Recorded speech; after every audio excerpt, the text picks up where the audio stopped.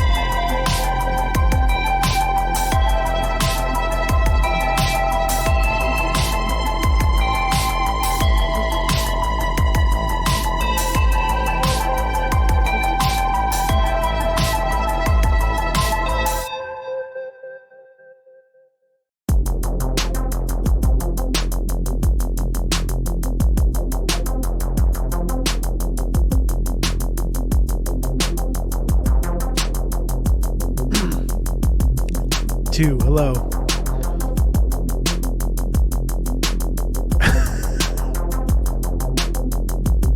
One sec.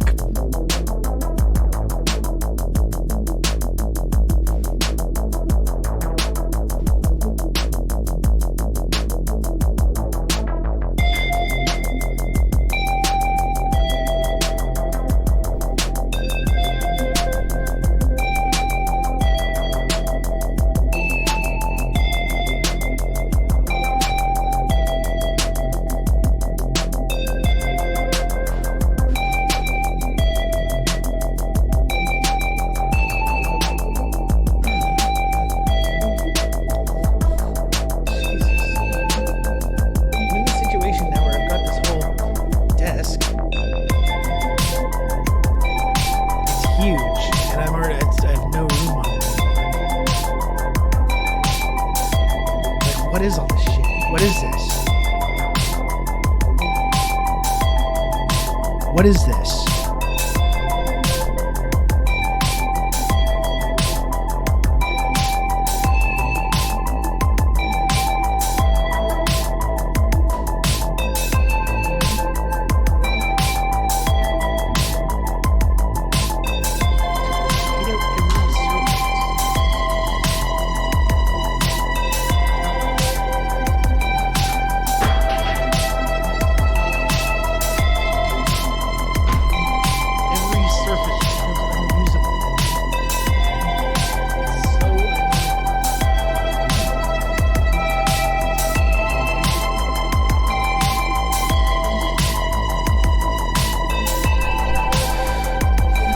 Start over.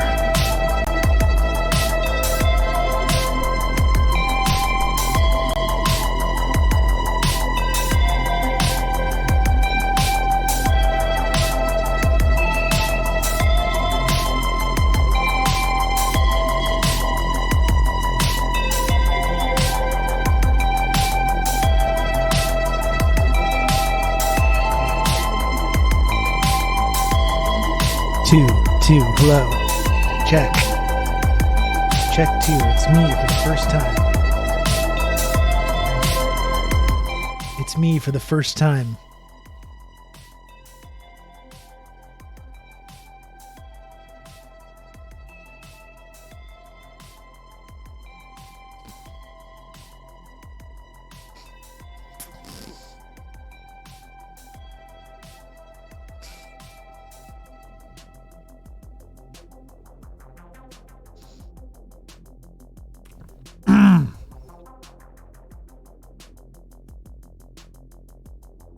This isn't a great start so far.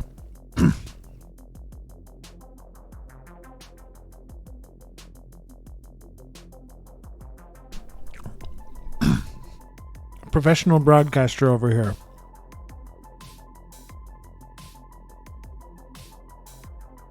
And look, my latest follower from 13 hours ago, a big sandwich. There we go.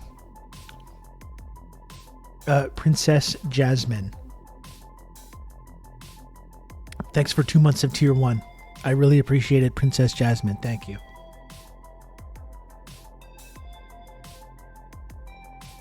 How is everybody doing? How's it going? Gotta clean up my desk.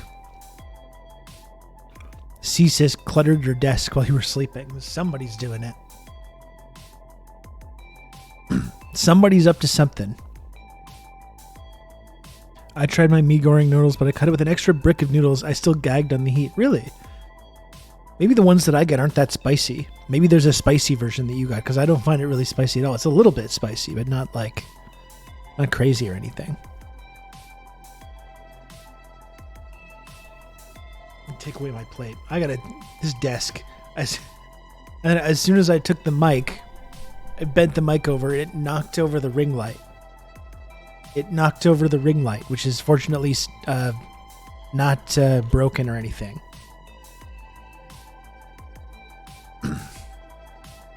Just one moment. Okay, I'm almost ready. To go here.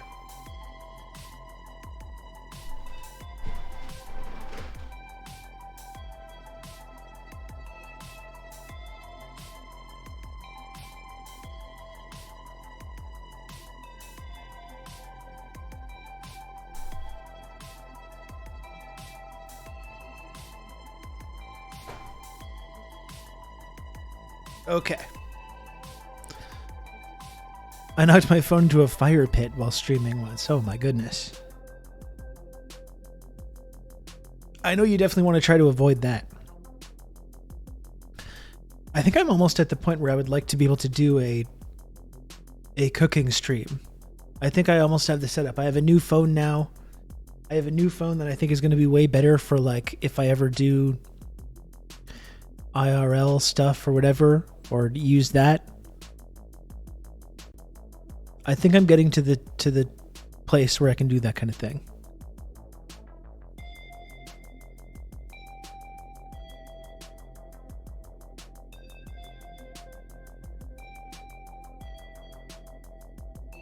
I saw that the Brianna, is it Brianna?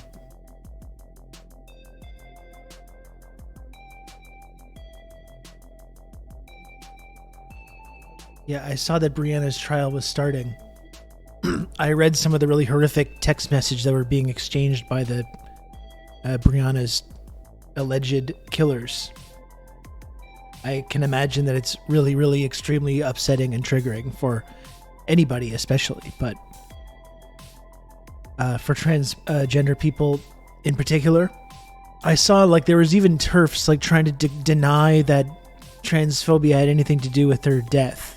Like, which is, you look at the evidence that's been presented in this trial, and it's honestly the idea that someone could log on and try to suggest that the absolutely deranged and unhinged climate of obsessive transphobia that they themselves have helped to cultivate did not play a role in her murder. And you look at the text messages that are being exchanged between the killers, and it's just like, you have to be completely delusional to suggest that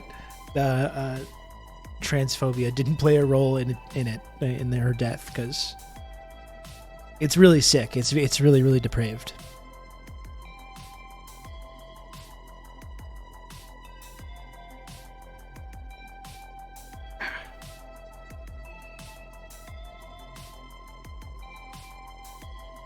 All right, I just had a hectic morning. It's a hectic morning already in the content mines over here. I was putting together the new episode of 49th Parahell. I just released that a few moments ago before we got started here. The episode, if you were tuned into this program, it was the episode with Jesse Hawken from Friday. Just released that. It feels good to be back doing that again. It really does. It really feels good to be back doing that.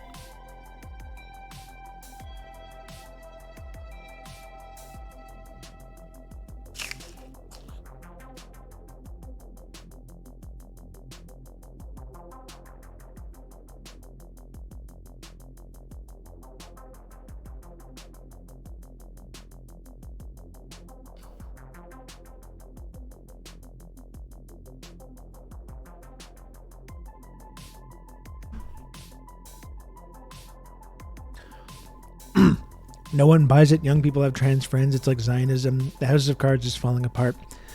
I mean, that's. I feel like that's definitely something. There's really real truth to that. It's worth just remarking on the absolutely, and it is a generational divide, I imagine, but like the absolutely deranged and unhinged climate about trans people, especially in the UK. You know, it's kind of interesting how it's the right in the West, in the United States especially, all these Daily Wire guys have really tried to promote transphobia as being like the number one culture war issue.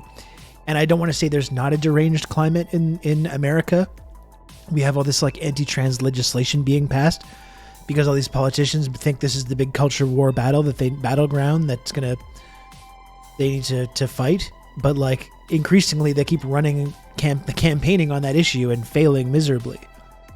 I mean, there's so many things that the right could have campaigned against Brandon on, and they've fixated so much on gender and like this obsessive freak out over like trans teens and the freak out about like women's sports and who has what genitals. It just, I feel like not to downplay this sort of really horrific climate, but it does seem like it's really being driven by a small niche group.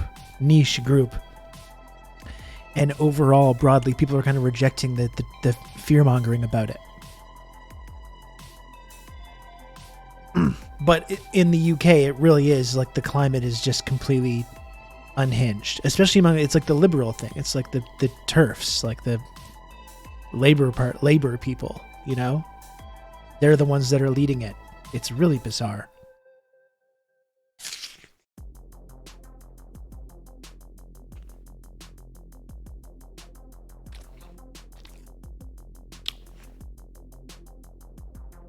Yeah, Kira V, that's kind of what I'm talking about. Like, I don't want to downplay the seriousness of the fact that there is this like really repressive legislation being passed targeting trans people in places like Florida especially, but around the country. I don't want to downplay that. But it doesn't seem, despite that it's caught on to any kind of like mainstream level, the hysteria over it. Like you say, like even the Republican base doesn't even seem to really care. The people that are just running on this and making this their main issue just don't seem to be actually winning elections.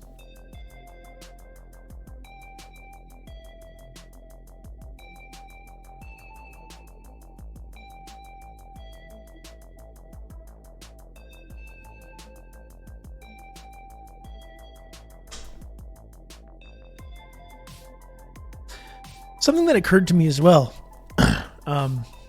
that I think is kind of interesting to talk about when we talk about trans issues or broader like LGBTQIA plus issues, is the way that certain like there's this kind of reactionary anti-imperialists, we could call them, the MAGA communists, even people that suggest, because they try to link the idea of like queer liberation or trans liberation about like Western decadence and suggest that it's some kind of oppressive Western thing. They'll point to like the pinkwashing that takes place and use that to discredit the whole notion of like queer or trans liberation. And suggesting that it's being exported like by the West or whatever. But I really think there's a huge flaw in that logic when you think about that. Like what the West and like the Western imperialism has always tried to promote is this very rigid gender hierarchy, this very rigid vision of family, the nuclear family and all that stuff. That is what like capitalism and what Western culture has tried to cultivate. And, you know, queer or trans people have rejected that and are trying to change that paradigm and have really struggled over the decades, genuine like struggle against these like extremely powerful state forces to repress anyone that wants to have a different lifestyle, that wants to exist outside of that paradigm, outside of like that strict gender paradigm or that strict nuclear family paradigm. So it's interesting the way that in the West the state has tried to co-opt that kind of queer struggle and tried to use that to pinkwash their own colonialism, their own imperialism, and then how people have tried to link that somehow because of that effort, to suggest that like queer or trans liberation is somehow, you know, this decadent Western thing. When really it's the opposite of that. You're helping queer people by bombing them. Exactly. That's what really helps queer and trans Palestinians when you send bombs to Israel that they drop on the apartment buildings where they live.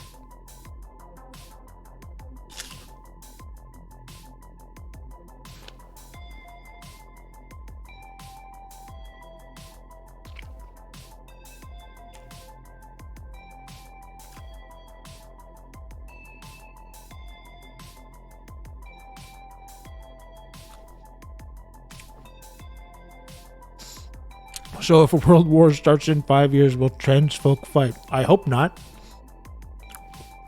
I hope not, frankly. Because if a world war starts in 5 years, we're going to be on the wrong side of it.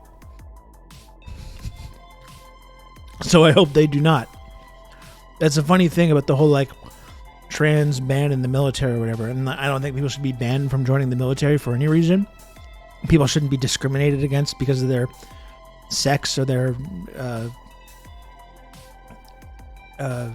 gender or their who they're attracted to. But then you have this whole thing. It becomes this debate. You know, we must reverse the ban, so trans people can join the military. But it's like, no, I think trans people should just not join the military and should just stay home. And if there is a world war, they should not participate in that. In fact, no one should. How about we're just all banned from the military? Yeah, how about that? But that's how you see the issue ends up becoming like an imperialist issue. That's what the debate becomes.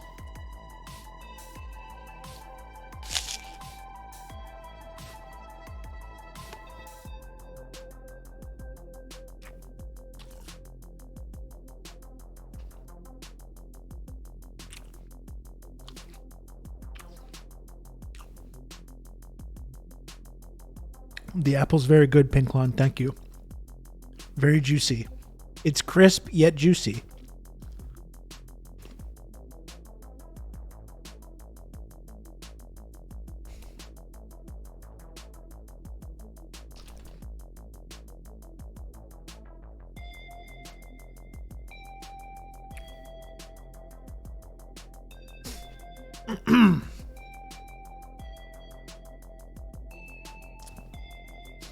Anyway, I mean, that issue, we've talked about it a lot, but it seems to be this, like, people are offering you this binary choice where you can support queer or trans liberation, and that means somehow that you must support imperialism and you must support these efforts to destabilize other countries.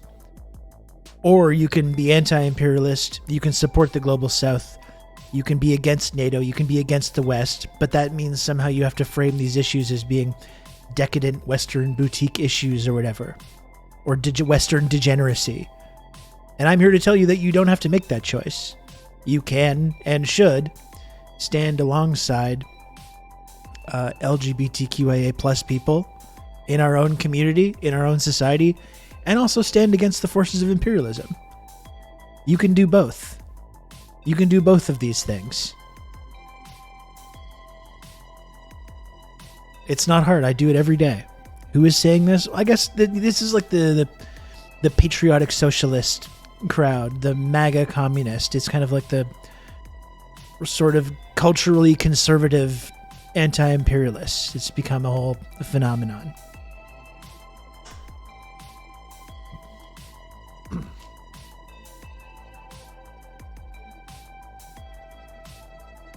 That's what I mean. I'm here to tell you that you can be culturally progressive and anti-imperialist. You can stand alongside queer and trans people in our own community and our own society. And you also can like understand that different cultural contexts, we don't need to like use these issues to try and contribute to narratives about official state enemies at the same time.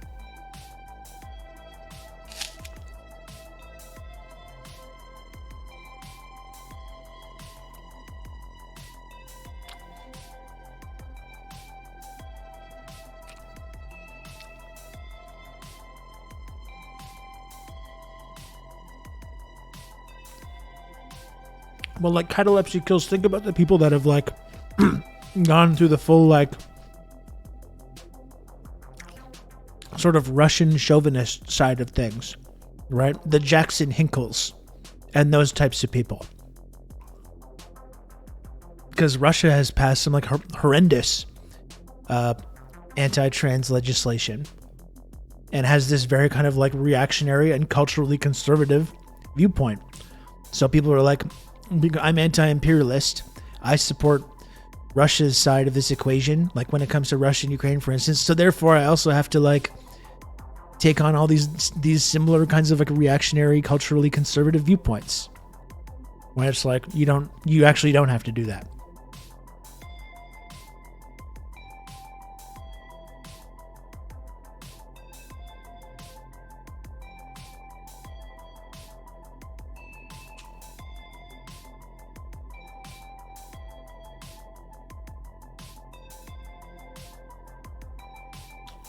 Do yourself a favor and don't look into it. Catalepsy kills.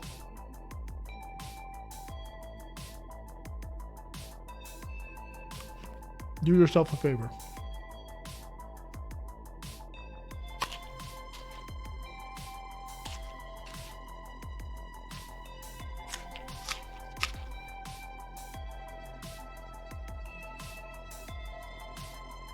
Okay. Okay.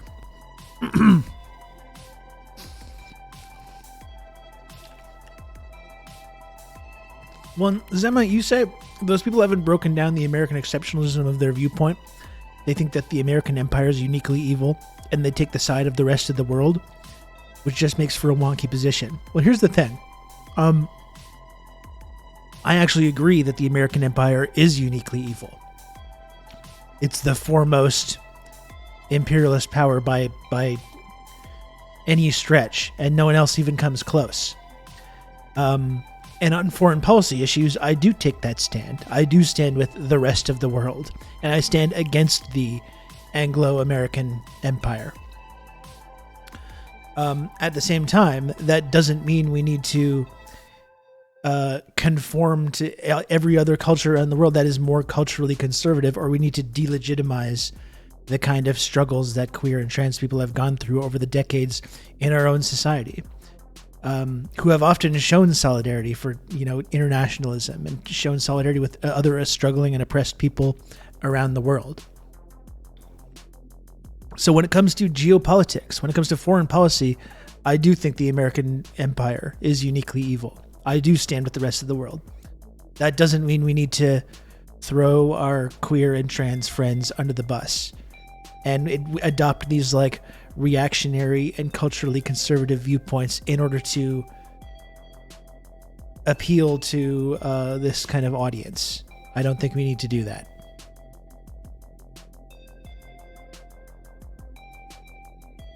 The EU is pretty evil. I agree. But as we've seen with Russia and Ukraine, the EU has just become like another arm of American imperialism.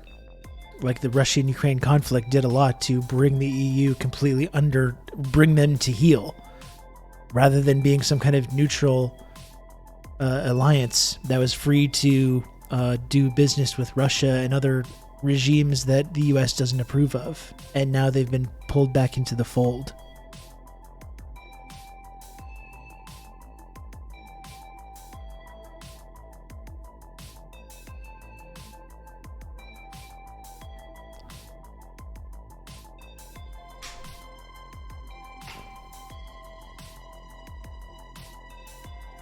I still have I'm low on supplies here. Like I said, I had this fucked up hand issue and I've not been able to fill up my fridge. And I got no soda, no fizzy water. I got no fizziness whatsoever right now. And I just didn't quite have the time. I could have run across the street and got something before the stream started, but I just didn't have the time. I got nothing. I got no energy drinks. I got no Diet Coke, Diet Pepsi. No fizzy water. I got nothing. I got this. I got a bottle of tap, which is fine, Maybe I shouldn't complain. Maybe I shouldn't complain. I got an abundant supply of clean drinking water. What's wrong with that?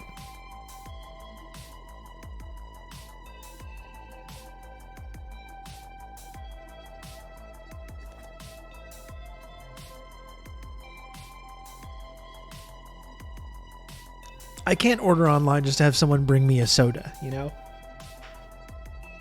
I'm not opposed to these delivery apps, and people need jobs. Tip your delivery drivers well if you use those apps.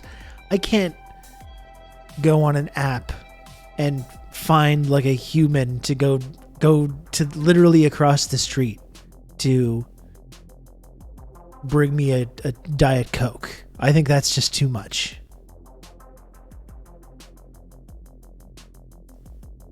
Imagine if I just got a single can.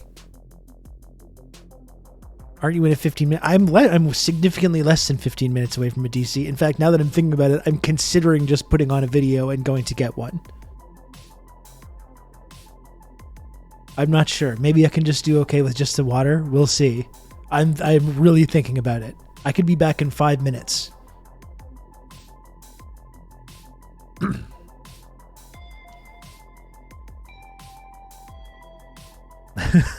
Everyone's encouraging me. Everyone's encouraging me to go do it. In theory, I could take my phone and go do a live shot of me going to get a Diet Coke.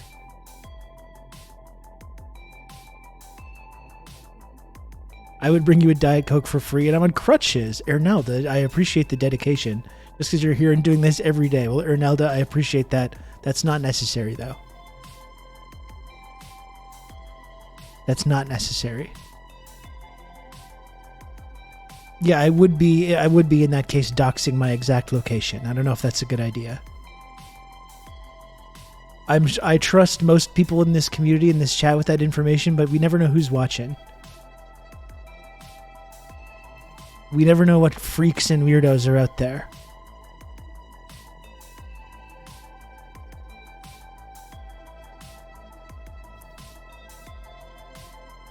Now I'm going to have to do it. Everyone's telling me to do it. Freaks and weirdos, I feel seen. That's right, B-Rat. I'm glad you caught that because I was dedicated to you.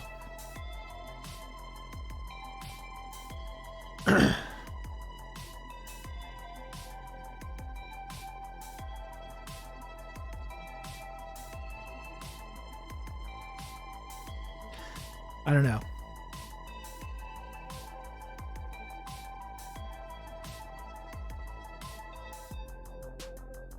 On audio only, I still don't know how to do that. I gotta because I do have an app now to do the IRL streaming, so I do have the ability to do it, but I haven't used it yet. So this would be a real trial by fire if I was just figuring that out.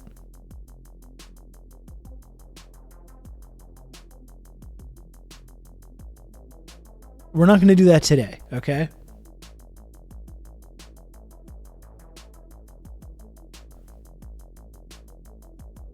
We're not going to do that today.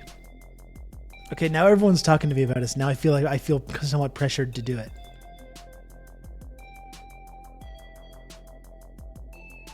I feel like now I kind of have to.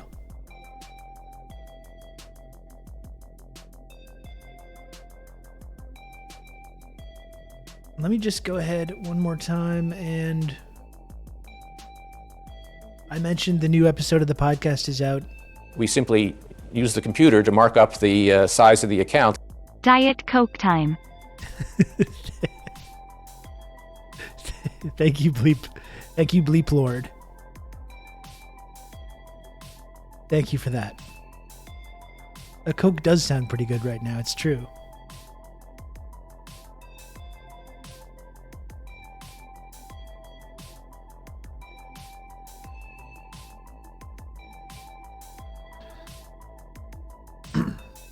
I'm just wondering what I can do here. Okay.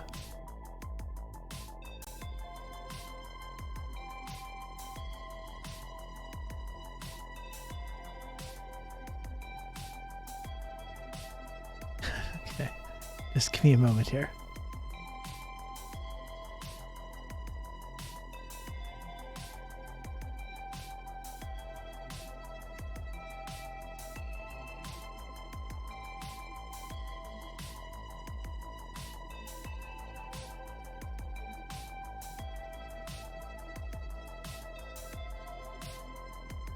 Bear with me here.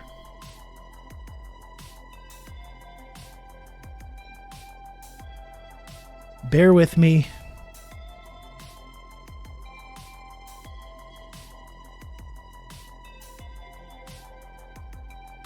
This is silly. This is silly what I'm about to do. I mentioned I just released the new episode of the podcast. So I'm going to go ahead and put that on. Okay?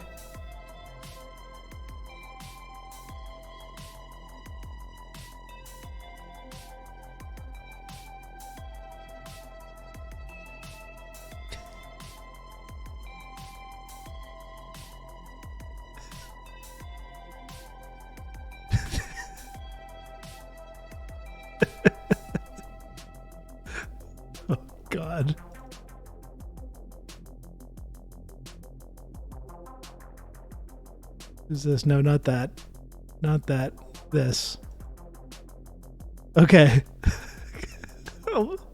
I'll be right back. I'm going to go ahead and throw on this episode, the beginning of the 49th Parallel podcast. Okay? Come back, everybody. I'm going to go and put that on. You can listen to the intro to that. You can kind of pretend that I'm still there. Okay? I'll be right back. It's episode 2 of the relaunch. I guess it's episode 102 of 49th Parallel. It's good to be back. You know what? It felt really good to not only work on a new episode of 49th Parallel, but to put it back out there in the world. It was kind of a surprise for people that, were listeners of the show, fans of the show, whatever. I heard from a number of people, which was really touching, actually. It was. I heard from a number of you, listeners of this program, who reached out after the episode last week was released to express, excitement, gratitude, whatever, about the show. And like I said, it's sometimes I think maybe I lost sight of the fact that this show had a little audience, a little community around it. I got kind of so, and still am, so caught up in this sort of like instant feedback, interactivity of the live streaming and Twitch that I think I did lose sight of the fact that, there was people that listened to this program and tuned in and enjoyed it.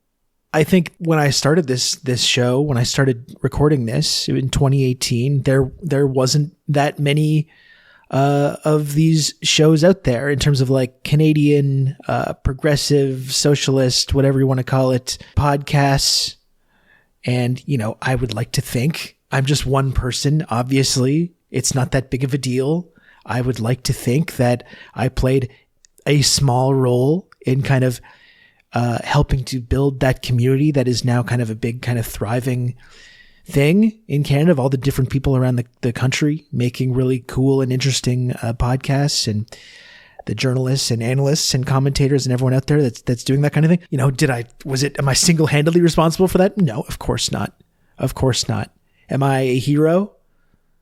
I'll leave that to others to decide. Well, what's a hero? But sometimes there's a man. Oh, hell, I lost my train of thought here. Okay. Just devolving into Lebowski references. It's been really wonderful to hear from people in the last week since I brought the show back. So thanks to everyone who gave that a listen. Thanks especially to people that reached out to me, because I really did appreciate the kind words from everyone. Okay, so since I've been doing this show, maybe there's some hints of this like in some of the later episodes of 49th Parallel, but since I ended the show, since I started doing more live streaming, one kind of like ongoing narrative that I've been paying a lot of attention to, that I've been really fascinated with, is the emergence of China on the global scale as kind of a burgeoning economic and cultural power, the kind of shifting geopolitical landscape, the emergence of this multipolar world order. It's been really fascinating to see this process, which is still ongoing, really start to pick up steam. And as this process has accelerated, this process of this unipolar US-led hegemony kind of dissipating and something else kind of emerging in its place, which you see with the emergence of China, their activities on the global stage with the Belt and Road Initiative. You also see this burgeoning sense of kind of cooperation among formerly colonized countries in the global south through institutions like BRICS. It's been really interesting and exciting to see this emerge, and I think China's ongoing resurgence has played a big role in that. And as this has happened, as this process has taken place, you've seen this increasingly unhinged reaction on the part of the West, our media class, our political class. And you can really trace this back to, you could trace it all the way back to sort of Obama's pivot to Asia, which was, I guess, around 2014, 2015. This is when the kind of honeymoon period was over between China and the West, when it was clear that China was no longer just going to be sort of a compliant client state, which was a source of endless and abundant cheap labor, who otherwise just basically did what they were told. But this has really picked up momentum, this kind of like xenophobic, this anti-China sort of narrative in our media, in our discourse.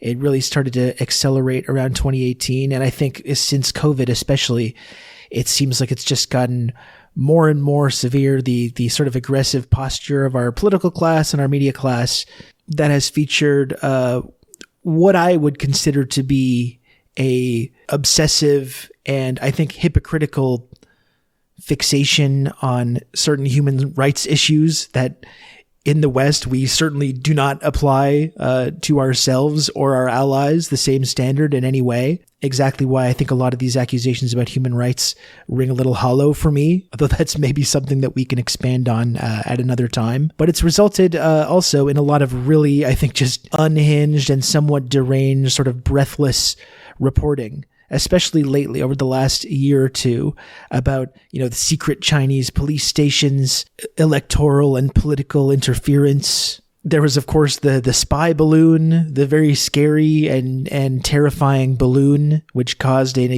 international incident, as we had this completely panicked and insane overreaction to this balloon that blew off course, which America, of course, in typical fashion, ended up blowing up with a fucking missile. And Canada has been a big part in promoting these kinds of narratives. And in fact, we played a big role in one of these narratives, which is, of course, the imprisonment of Huawei executive Meng Wanzhou and the subsequent kidnapping of the two Michaels. Yes, our two precious boys, the two Michaels. They were snatched up unfairly, unjustly. Just two innocent guys, just two innocent folks whose only crime was being named Michael. That was basically the story that was told in our media and amongst the sort of political class in this country, which ultimately resulted in the two Michaels being brought home earlier this year when they subsequently and somewhat mysteriously kind of vanished from the public eye afterwards, which always struck me as kind of odd. But the latest wrinkle in this story is that Michael, I get the Michaels mixed up sometimes. I'm sorry to the Michael heads out there, but Michael Spavor has now sued fellow prisoner Michael Kovrig and has accused him of sort of exactly what the Chinese government accused them of: spying, gathering intelligence that was shared with the Five Eyes network. And according to this lawsuit that's been filed, apparently Spavor feels like he was used in this situation and that Kovrig was the whole reason he was caught up in this in the first place, which understandably, I think, he doesn't seem to be too happy about. So the whole thing has been very interesting because it's really exposed something about the way our media operates in this country. No one with anything approaching a mainstream platform in this country seemed to be interested at all in asking any basic questions about this. Was there any truth to what China was saying?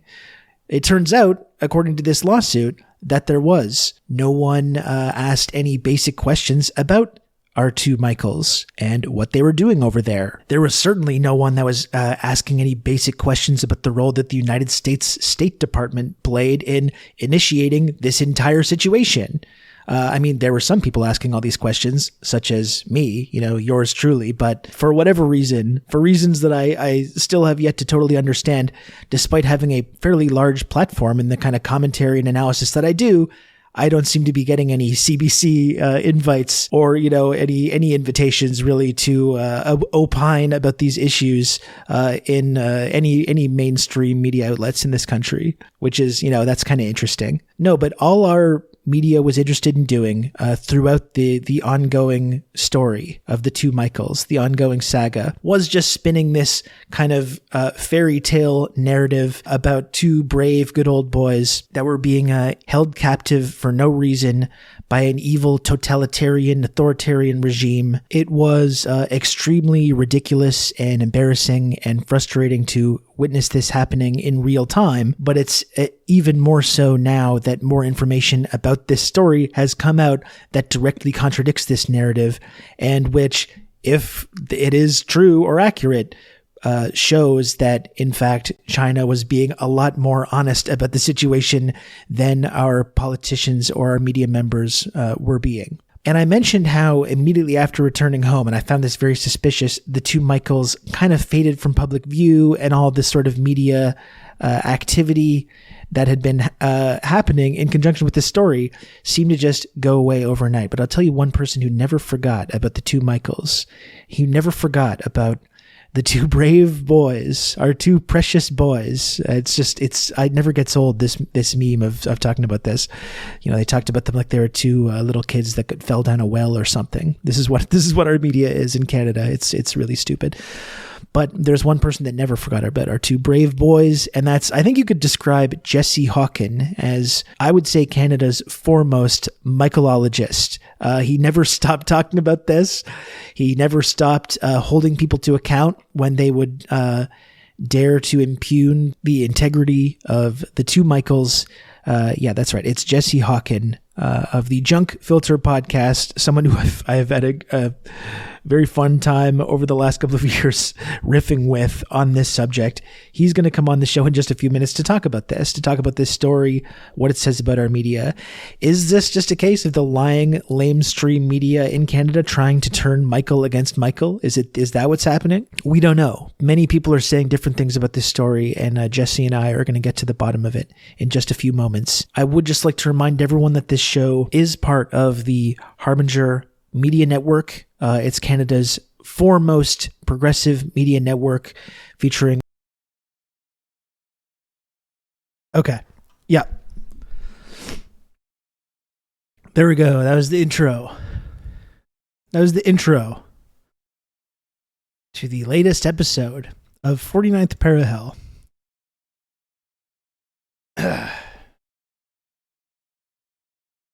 And of course, the rest of it, the episode is my conversation with Jesse Hawken, which was very cool. If you missed it on Friday, you can go ahead and listen to that wherever you get your podcast content, and which did not trigger the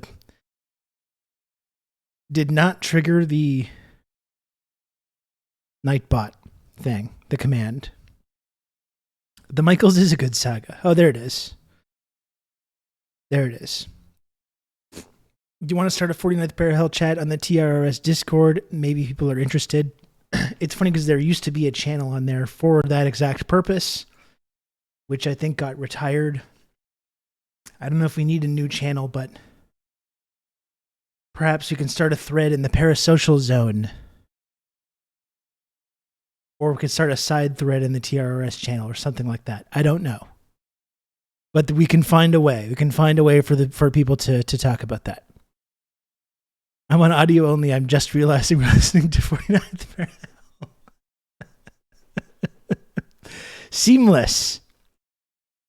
Seamless, Old Dutch. No one even noticed I was gone. A little audio-visual trickery. You can do that kind of thing with... the kind of expert audio and video production skills that I have. No one even noticed that I was gone.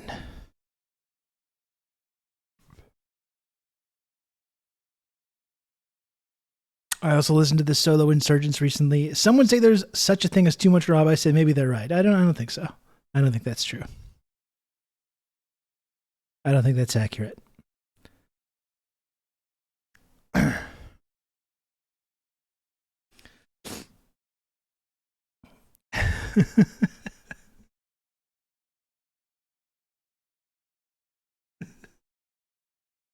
Oh, geez. This is life in the content mines. This is it. This is what it's about. Anyway, how do we even move on from that? How do I even move on from this? I don't know. Subcontracting your labors to other Robs. That's just smart. That's just a smart way of doing things.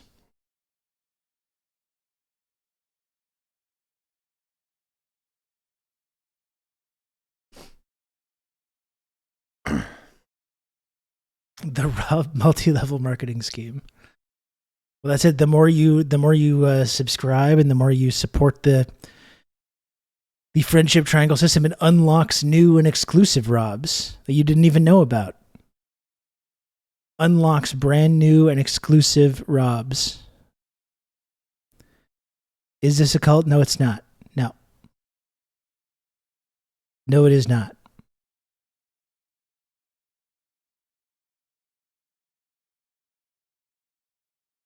Do you have a list of books that you have read that you can suggest, such as a reader's list for us bookworms? I mean, you've talked about a lot of the books over the years on the stream. This is an essential read. Black Shirts and Reds by Michael Parenti.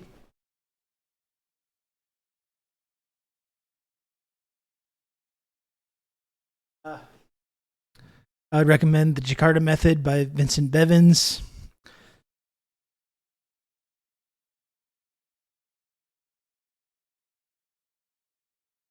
I would recommend The Devil's Chessboard by David Talbot. Alan Dulles, The CIA and the Rise of America's Secret Government. I would recommend that. I would recommend How Europe Underdeveloped Africa by Walter Rodney. There's a lot. There's a lot of books that I would recommend. Okay?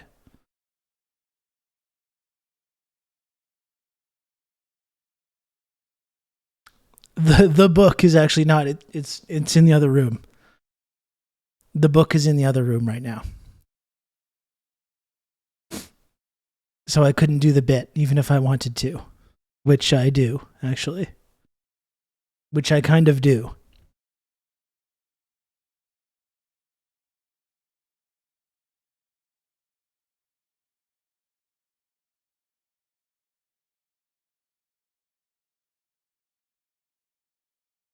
And how about this? For a fictional book, I don't know if this is like a cliche.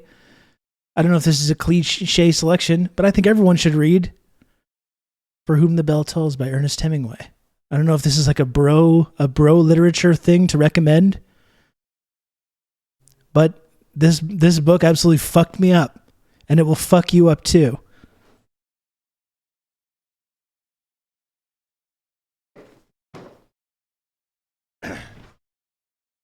And it's a book, and it's a story about fighting for something that's bigger than yourself. You know, and that's something that anyone can be inspired by, I think. It's about setting your own life and your own needs aside for something that's much bigger and much more important.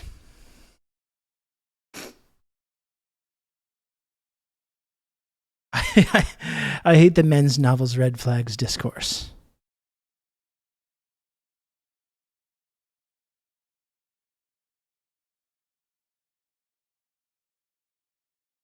CM, hey Chad, a CM Canadian made punk. Wow. That's interesting.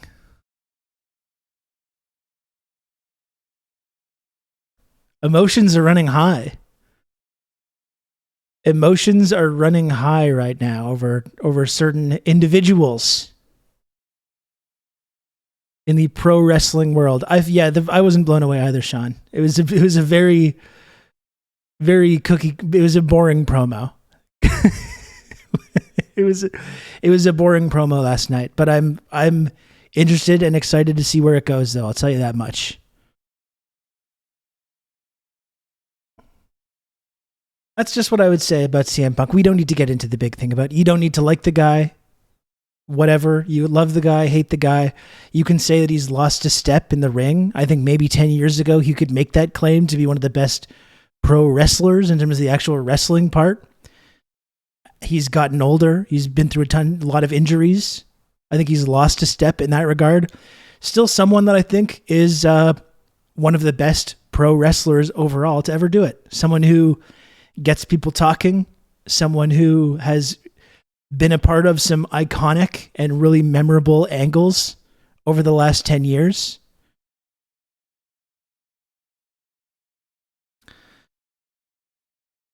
I'm looking forward to it. Maybe it's going to be a train wreck. Maybe it's going to be a total train wreck. It might be. It's going to be entertaining, though. Similar to how his AEW run I thought was fantastic. And even the part that was a train wreck was also fantastic. It was almost more memorable than some of the angles he were in, which were actually very good. I'm talking about CM Punk. CM Punk just returned to WWE after a 10-year absence. Really, it's really like a hell frozen over moment.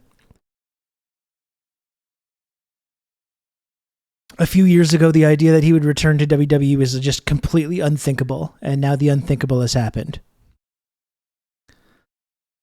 Well, me too, Pinklon. I will always be pro Punk. Absolutely. I mean, it's been very funny to see AEW fans like celebrate, not just with Punk, but Cody Rhodes, celebrate the two biggest stars in the hit that the company has had, and celebrating them like leaving the company and being like, it's better now. And you see these like half full arenas. They've lost all momentum.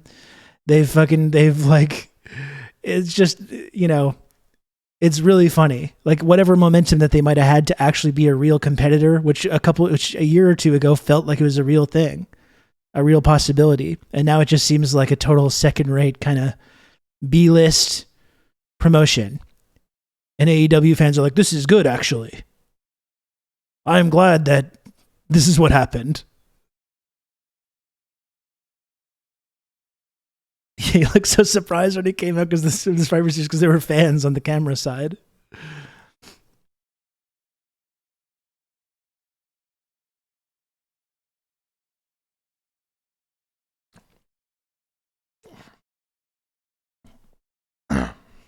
Yeah, and it was very, just like the whole like,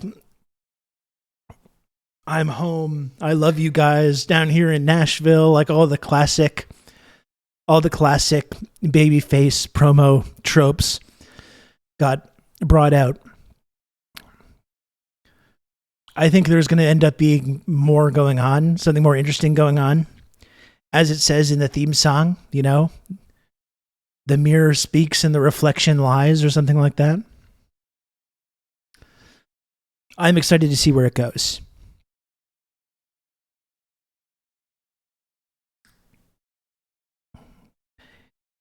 Is it because he's going to do a huge heel turn somewhere? I mean, I think that's already started. Just the fact that he's now overnight this like WWE company man is that's kind of a heel turn in and of itself. You know what I mean? Like people are happy to see him, so they're not booing yet, but just the fact that he's doing this whole thing. And I think that would be the ultimate funny thing about this upcoming CM Punk run, if he just became a yes man, a company man. The new Cena or the new, you know, whoever.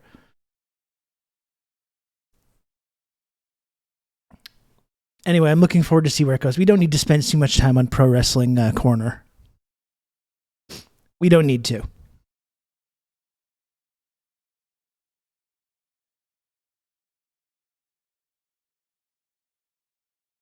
I'm looking forward to see where it goes.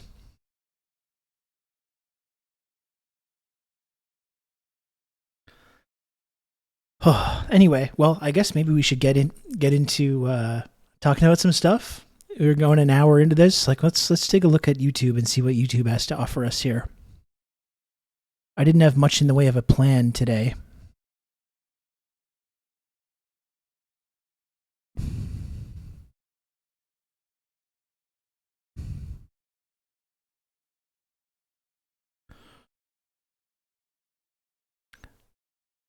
That Norm Finkelstein interview could be a possibility.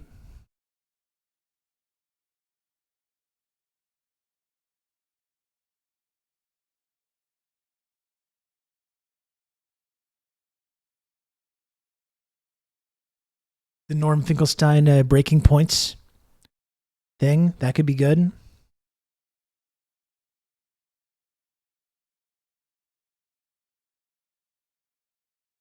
I want to watch corporate rock stuff. He would come out with those shirts. Just the absolute best shirts during that run. That was a really genius move too, because people were so ready to love The Rock and he was just poised to become the ultimate like baby face, and he spat in everyone's face, and it was so fantastic. What a great run that was.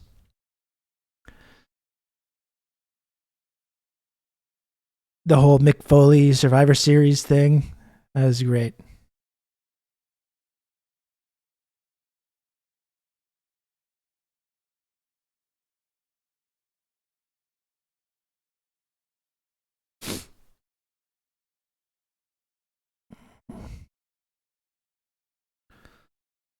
So maybe that would be a good thing to look at. We watched the Hillary segment of the Norm Finkelstein interview yesterday. Perhaps we can just dig into that.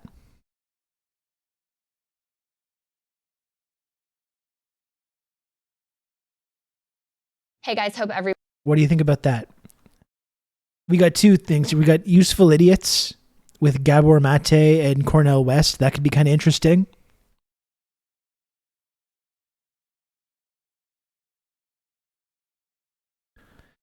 By the way, like, I don't know if you remember, a couple weeks ago, Cornel West did a really a speech, which I had never really seen him get. He's always so like, oh brother, my brothers and sisters, and so kind and so kind of not soft spoken, but you don't really see him giving these big fiery speeches. And seeing him give like a big, like loud kind of like a fiery speech from Cornel West, I had never seen that from him really, and I thought it was so great. Did anyone see that a couple weeks ago, the speech he gave? Let's see if I can find it.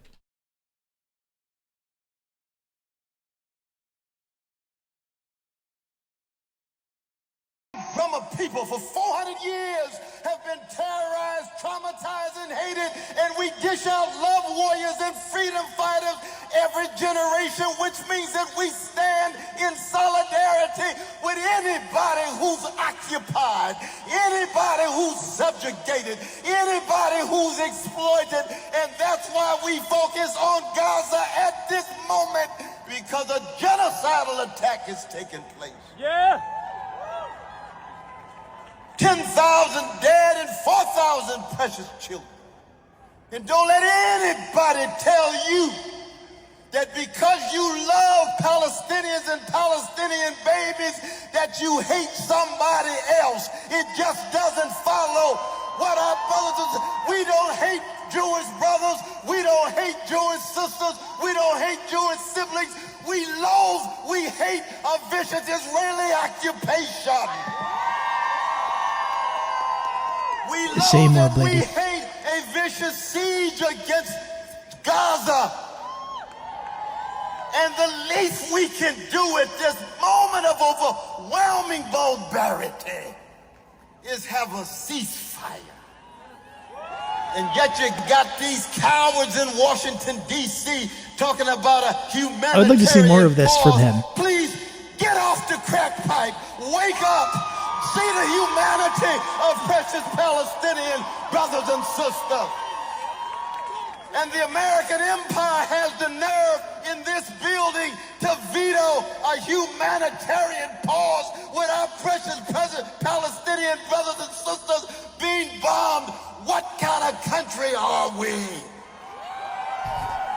He's a fan of that whole get off the crack pipe thing. He likes that. And we send a message to Palestinian brothers and sisters and siblings in Gaza, you are not forgotten. We see you. We focus on you. We give attention to you. This news is... Yeah, no, that's fantastic stuff. I love seeing the anger too. I mean, that's what I say often, right? When you talk about like Jagmeet Singh is an example of someone that like tries to have this message of like, oh, we all need to love each other. We all need to come together, you know, and really really avoids coming across like that. And it doesn't connect with people because people are angry. You know, I'm angry. I know people in this chat are angry about social justice, about the climate, about Gaza, imperialism. People are fucking furious. People are angry. You know, it's not time to say, oh, we should all love each other. We should all come together. I don't want to come together. Look at the people that are supporting this genocide in Gaza. You think I want to come together with them? Absolutely not. No, I want to win. I want to defeat them. I want to crush them. The people that support that. You know, the wealthy, the exploiters, the colonialists, the imperialists. I want to destroy them. I don't want to work with them. That's the last thing I want. They don't want to work with us. Did the colonialists and the imperialists and the capitalists have any interest in working with us? Do they care about all of us coming together? No, they're trying. We're in a class war already. We've been in a class war for our whole lives. And these people have been ruthlessly waging this class war, and we're all victims of it. Some of us are higher on the levels of victim scale than others, obviously. But we're all victims of it. Anyone that's not a capitalist, everyone that's not an exploiter. They're waging war against us. They're waging class war against us. And I'm angry about it. And we should all be angry. And I don't want to hear about coming together and working together and bringing people together and all loving each other and giving hugs and kisses to one another. I don't want to hear anything about that. That's the last thing I'm interested in right now. Why do you want to go give hugs and kisses to the people that are trying to crush you, that are crushing you? Will there be civil liberties for the fascists? Are they going to keep their newspapers and their radio programs? Exactly. Like, this is not... I don't have any interest in this middling message of, like, mutual respect. No. Leave that to the liberals. I like to see the anger. I like to see the passion. That's what I think reflects the actual sentiment that people are feeling right now on a whole variety of issues.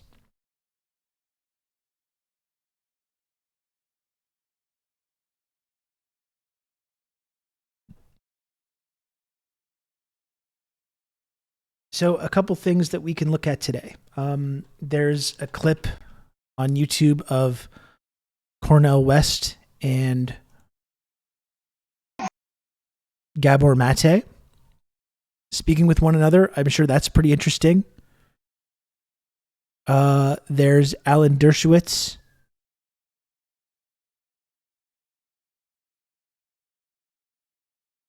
Oh, sorry, no, I'm looking at a thing about Finkelstein and Dershowitz. We're not going to look at any Dershowitz videos.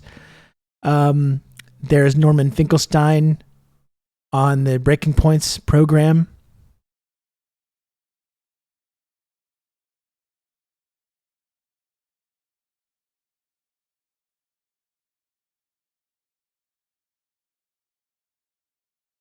There's what else is there?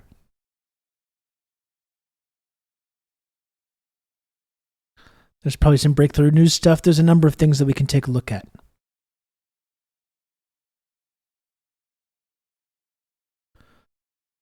What are we thinking?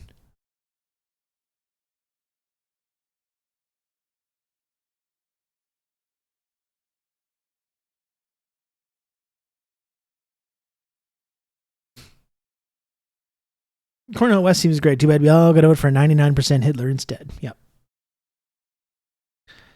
Absolutely.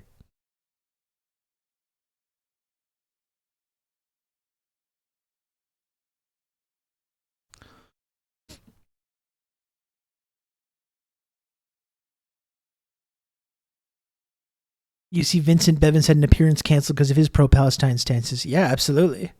Absolutely. It's really amazing, too, the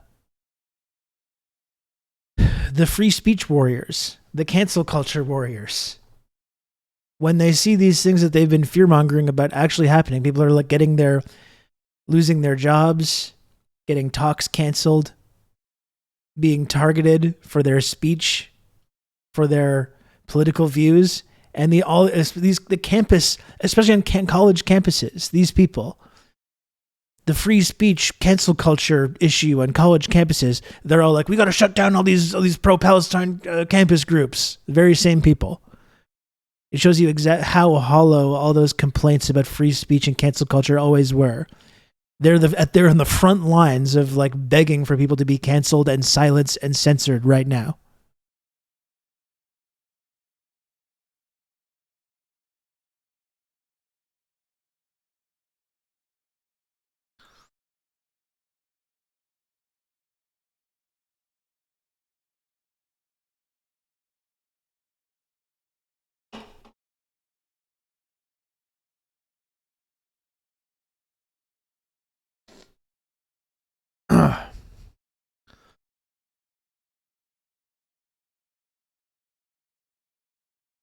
Ontario to make Holodomor education mandatory for high school students. Oh, good. Good.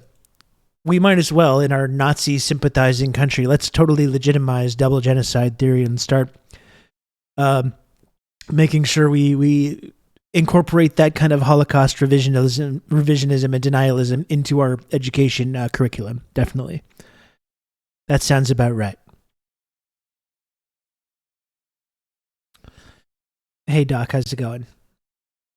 Well, like you say, free speech, except that's always been the thing for those fucking people. And that's why people on the left that end up going along with it are rubes and marks. Because they never actually held these principles about free speech. It's always, this is what fascists do, right? It's free speech for me, but not for thee. Cancel culture for me, but not for thee.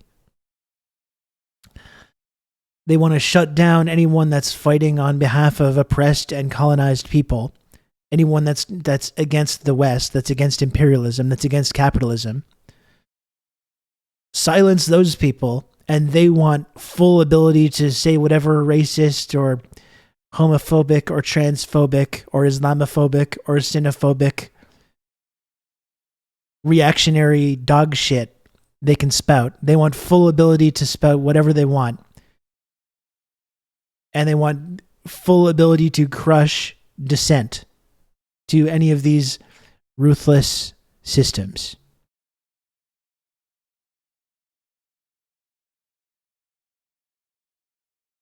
It's really fun to be censored for pointing out that Jewish Zionists are allying with literal far-right Nazis. And this is absolutely not a good idea.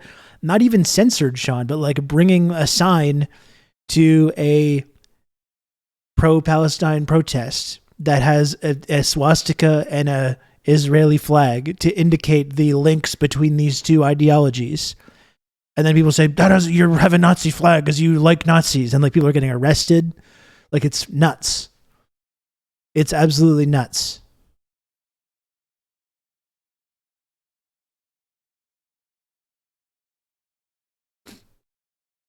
Okay, Old Dutch, thanks for that.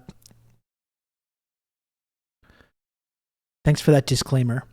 There was one more thing I wanted to maybe take a look at. I saw there was there was an old documentary that I had found. It's probably in my bookmarks. Oh, here's something. Now listen, as you know, folks, I'm not American. I'm not going to tell you vote, don't vote. You know, I don't care what you do. I really don't. Just you tell me. If you're American, and you know we're 1 year away from the next United States election, as crazy as that is, you tell me, okay? Open question to the community, to the chat. Is this appealing to you? How does this make you feel? Straight up, if you don't vote for Biden in 2024, you're going to have a lot of explaining to do. You're going to have to explain to millions of women across the country why there's a national abortion ban and they no longer have the constitutional fundamental right to an abortion. You're going to have to come to me and explain to me why the nearly $1 trillion we've invested in climate change over the last 3 years for my future is gone, wiped away just like that. We're investing billions of dollars into fossil fuels because we no longer believe in climate change. You're going to have to explain to your friends and your family why there's mass deportation camps set up around the country, why we're mass deporting immigrants. You're going to have to explain to everybody why the Trump administration is appointing federal judges to make sure he can overturn any election he wants. You're going to have to explain why the DOJ, the FBI, and the Department of Education are all gone, gutted. Can you do that? You're going to take all the progress we've made over the last 3 years, LGBTQ plus rights, gun control, FBI, and the Department of Education are to explain why the DOJ, the FBI, and the Department of Education are all gone. You're saying the FBI is going to be gone? Oh, no. Oh, my God. That sounds terrible. Can you imagine? What kind of dystopian future are we talking about here? Can you do that? You're going to take all the progress we've made over the last 3 years, LGBTQ plus rights, gun control, climate change, abortion, all that, gone instantaneously. I do not understand the concept of a no vote. It's clear to me. Look, even if you don't like Joe Biden that much, that's fine. This is what I'd say to you. You can vote for the old guy with a stutter, or you can vote for the old guy with 91 felonies who sexually abuses women, who commits fraud, and wants to overturn elections. That's my message to you. So you tell me, is that appealing to you? How is this for voter outreach? Do you think this is a good voter outreach strategy?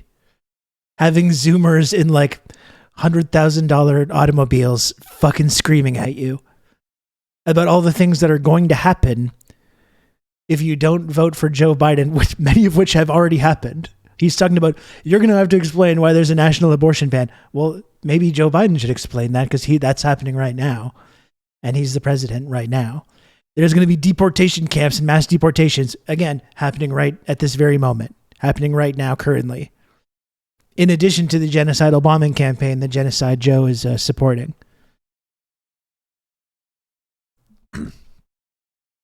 How's this working? Do you think this is good for voter outreach? Just having a Zoomer just scream in your face.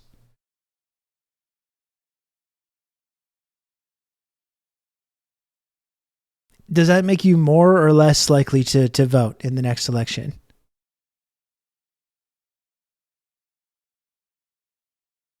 How does this play with Arabs and Muslims in Michigan and Minnesota? It's a great question, yeah.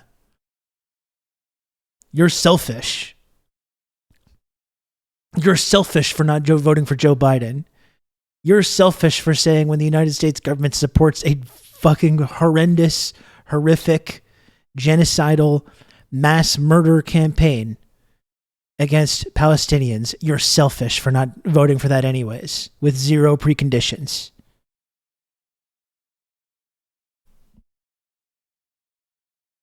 It's so funny saying the FBI is going to be taken away as well. That's good. That's very funny.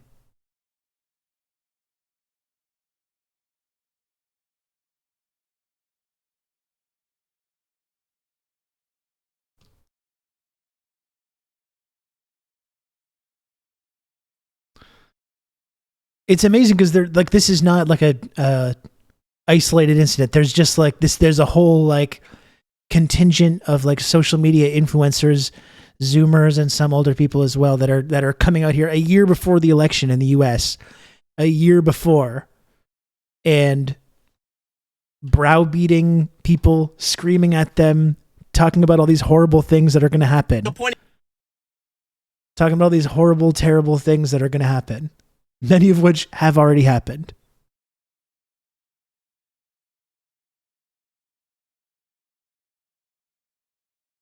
Yeah, wasn't it the FBI that ruined Hillary's chances? That was the amazing thing about Comey and the FBI, because Comey's he's lib public enemy number one for possibly doing, as much as they fixated on Bernie bros and all this shit, probably did more than anyone to throw the election to Trump at the very last moment.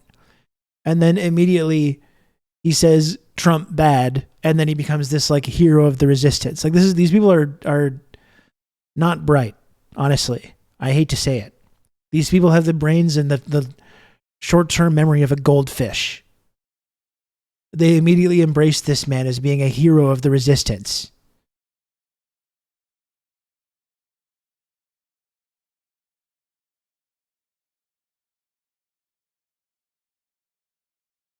Yeah, then they rally around Robert Mueller, this fucking boring Republican. And they spent 18 months fucking talking about this guy like he's he's like Clint Eastwood in Unforgiven or something like that. Oh, he's on his way. And hell followed with him or whatever it is, you know? And then he just shows up and be like, we suspect possibly that a crime may have been committed, but we're not really capable of trying to actually acting on that in any way. Blah, blah, blah, blah, blah, blah. And that was it, after like a year and a half.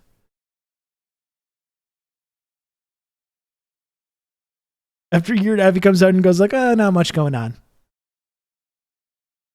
There could have been some criminality, maybe. We don't really know. We're not really comfortable acting on it anyways. We're not really comfortable like actually getting mad and getting in trouble, getting anyone in trouble over this.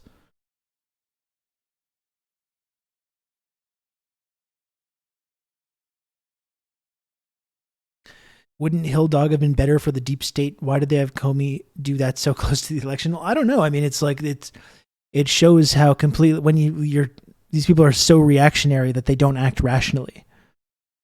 For whatever reason, even though you're probably right that Hillary probably would have been a better steward for like American foreign policy and the deep state, but is also widely despised in these kinds of circles just because these guys are reactionaries and probably believe a lot of the shit about ultra liberal Clinton crime family stuff, you know? Yeah, it shows there's no unified deep state. That's part of it as well. There's different factions. Absolutely. It's just too woke. Exactly.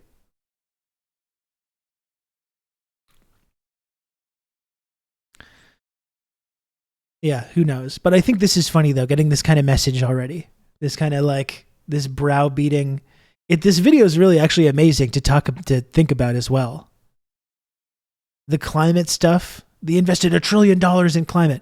But like, what does that actually look like? Again, we've talked about there's good things that the Biden administration has done, or things that you could qualify as being good, or I would have qualified as being good in like the early 90s if they were doing it then. Giving tax breaks and incentives for corporations to build factories to make EV batteries and solar panels in these deindustrialized regions. Like, sure, that's pretty cool. It would have been a lot cooler, decades ago when that might have actually made some kind of impact into climate. Overall, though, that's not actually going to have an impact on our actual emissions or the climate. Yeah, climate spending, just more tax cuts for the rich. Exactly. Tax cuts for the job creators just to make green jobs instead of dirty jobs. All market-based solutions. Of course, the state can't actually directly intervene or do anything.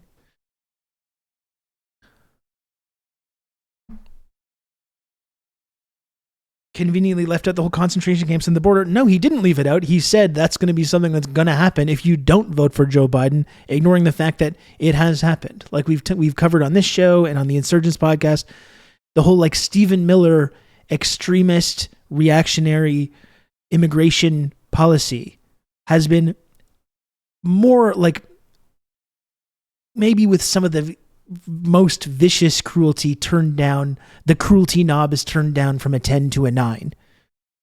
Overall, all those same policies have continued, and immigration activists have been screaming about it now for 3 years. And apparently this guy hasn't listened to any of that.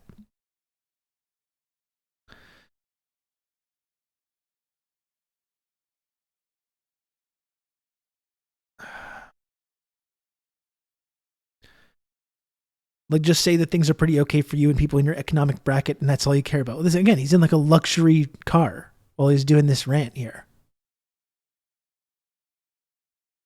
Yeah, and Texas putting razor boys in the Rio Grande. Or the stuff about there's going to be a national abortion ban. Abortion rights are going to be taken away, which has already happened.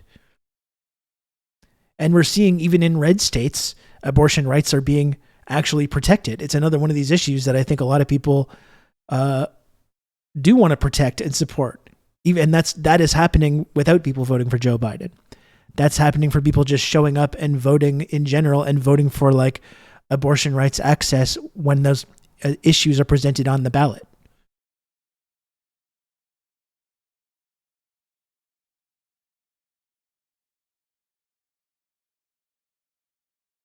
I'm shopping for an EV right now. There's like 2 affordable cars eligible for the $7,500 rebate. I really just want to get one of those like EVs that China is making. That's just like more like a luxury appliance than like a car. Just like one of those little guys for like a few grand. That's what I want.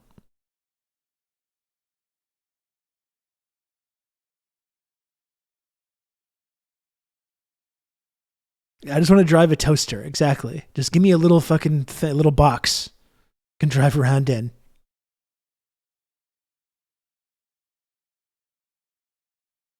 That's all I care about. But that's it. Like everything that this guy mentions. Like $1 trillion in climate. And yeah, if all that stuff gets canceled, if those factories don't get built, for sure, that's like, those are things that could provide economic stimulus, jobs, Does it really meaningfully impact the climate? I don't think so. We can look at emissions, or like we can look at an actually line of emissions. Have emissions even gone down under Biden? Of all the talk about the historic climate investment, have emissions gone down? I would wager without looking at it, I would wager that they have continued to rise. Maybe they've gone down a bit. I don't know. If someone can find that information, I'd be interested to look at it. It's the same thing with Canada under almost a decade of Trudeau, with all the talk about our climate and taxes, carbon taxes, planting trees, all the bullshit that Trudeau has tried to talk about when it comes to climate. When he goes and marches in the climate march and he speaks about the sustainable future and stuff, emissions have continued to rise this whole time.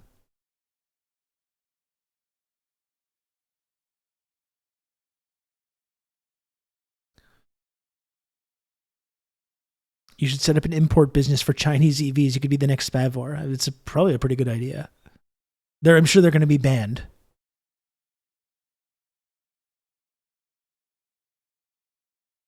The only real material change I can think of in the past 30 years of climate change investment is the recycle bin I have that gets picked up each week, which likely goes to the garbage dump anyway. Yeah, exactly. We've talked about the whole recycling mirage as well. Reduction due to the pandemic. And you also have to understand, ask yourself sometimes when emissions go down in the West, whether those emissions are just being exported to the global South. Is it being exported to China or Taiwan, of course, part of China, as we know, but also like a hub of U.S. manufacturing, or the Philippines or Indonesia or Mexico or Brazil or wherever. It's like that's not really accomplishing anything when you just export your emissions elsewhere. That's when a lot of what neoliberalism has been about. Deindustrialization. The emissions haven't gone down because we just have other nations making our stuff.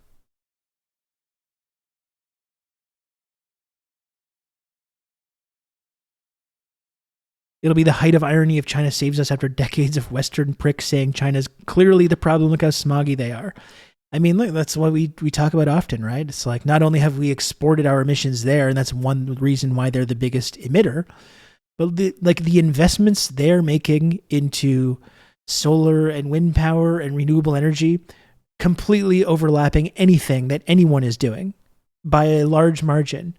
And in the EV market as well, becoming the top EV exporter in a span of 5 years.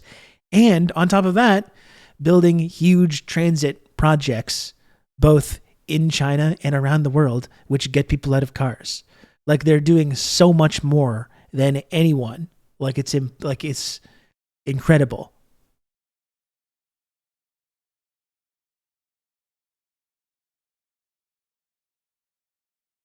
She is trying to fix all the bullcrap that Deng allowed to occur in China. See, I don't really see it like that, Comrade Timmy. Because I do see it as the pendulum swinging back to the socialist side. But I also think all of that stuff, those economic reforms that Deng oversaw in China, allowed that process to happen. They wouldn't be able to do this without those reforms. They wouldn't be in a position to be building massive historic rail projects. They wouldn't be in a position to be challenging U.S. hegemony. They would not be doing any of that stuff. Those economic reforms was what put them in the position when a leader like President Xi could come along and start taking those productive forces that they had built up over the decades and then using those productive forces to make these kinds of shifts.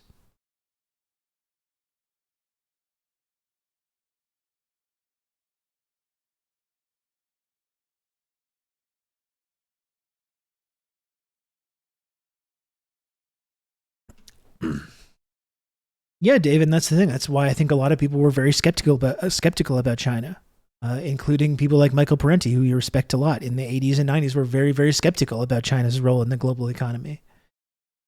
And rightly so, I think. That's been the interesting thing about how those have been pulled back. Naomi Klein is another example. Naomi is someone that I respect so much, that has contributed so much to my own sort of political development, but I think has a huge blind spot on this, because when she sort of came of age in the 90s, when she wrote No Logo and she was a part of the sort of Seattle WTO protests, she still hasn't changed or updated her view on China that she developed during that time. China has changed a lot. Its tendencies and its inclinations and priorities have changed a lot over that time.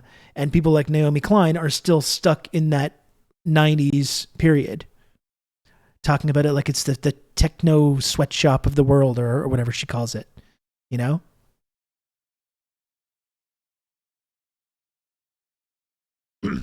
And that, I think, is an important part of like having an analysis about these things, is changing your analysis as events change around the world.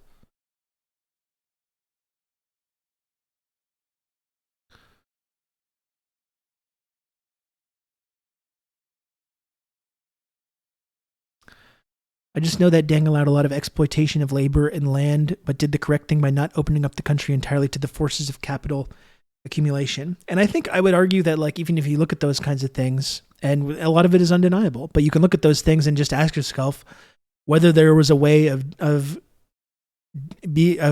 initiating this process without going down that road a little bit. Was it possible for China, because they're in this marketplace where they're competing with the rest of the global South in order to attract this kind of capital investment and industrialization. So it's like, I think certain concessions had to be made. And, you know, there's plenty to criticize about it. Was there a way of doing things better? I don't know. I guess my whole thing is the proof is in the results, you know? You see what the results are. We're here with the benefit of being in the future, the benefit of hindsight. We're here in 2023. It seems like a lot of these bets have paid off for China. Look at the development, right? Between 1978 and 2023, some of these cities. And it's just remarkable. It's insane. It's unlike anything we've seen before.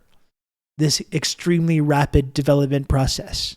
So that's my whole thing. There's plenty to criticize about that process.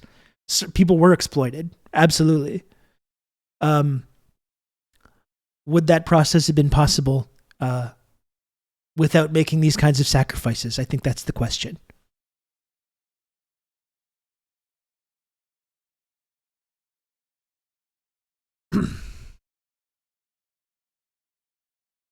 Anyway, I do find it very funny, this this outreach of Zoomers just yelling at you. Zoomers yelling at Muslim or Arab Americans for being selfish.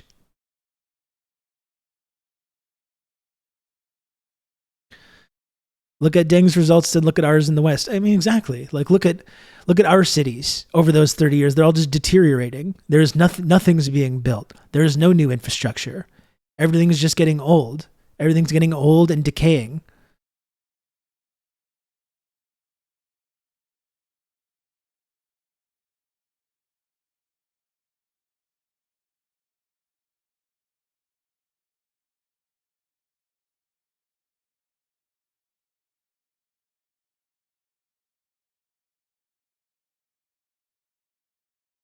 Looks like shit. It does. You know? That's always been my big controversial viewpoint, right? Maybe we can learn something. Maybe we, instead of like lecturing China about whatever issue, maybe we can learn something about this historic, unbelievable process that we've seen. Perhaps we can work together on some of these global crises, such as the climate crisis. Perhaps we can work together in a mutually beneficial way, so we can move forward into the future, a future of cooperation and diplomacy and prosperity. Perhaps we can do that. This is my big radical extremist position, that in Canada and the United States is basically everything but illegal to actually express in any mainstream way. This big crazy radical position that we should, these two big global geopolitical powers should just simply work together and be friends and cooperate with one another. That's my big crazy that's my tanky belief. My tanky belief is that we should do that rather than continuing to antagonize and ultimately destroy one another. That's my tanky belief, that we should have diplomacy and cooperation and mutual respect and mutual benefit. That's my tanky belief. That's how fucking backwards all of this discourse is.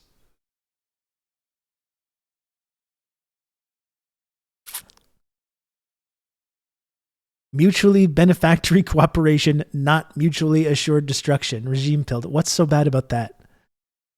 What's so bad about that? Will one of these China watchers or reactionary imperialists will explain to me what is so bad about this? That's the funny thing about our discourse, right? Is that we can't even talk about it. We can, not only is it like, no, we can't do the stuff that I'm saying. We can't even say, we don't even have anyone in our media saying that the things that I just said. There's no one, it's not even like, oh, look at this. Look at what this crazy guy believes in our mainstream media. Look at what this crazy guy believes. You don't even have that. You don't even have like a token wacky guy making these cases in our media. It's not even discussed. It's totally ignored. The spectrum of debate we can have about this is like, what level of hostility should we have? A little hostility or a lot of hostility? That's the spectrum of debate.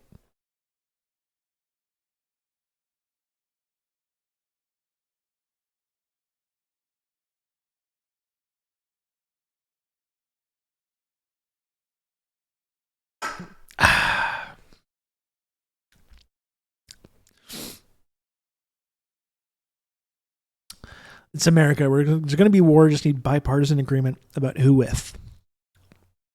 God damn.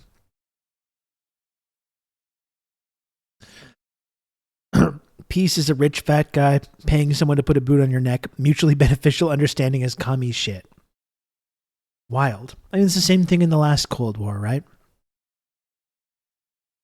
The Western communists that were making that argument during the Cold War about the Soviet Union were eventually just purged from all positions in unions, in education, in media, in politics. Anyone that said things to that effect about the Soviet Union during the Cold War.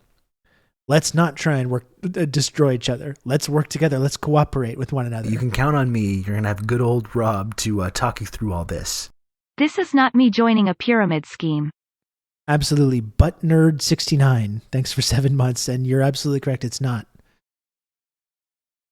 It is not a pyramid scheme.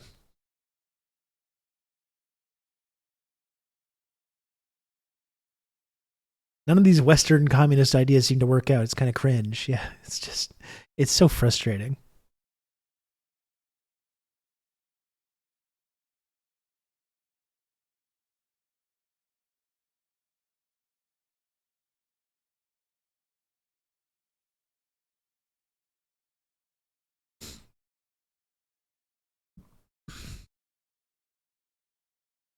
That's what I don't understand. Hillary constantly screeching, America is great. For who?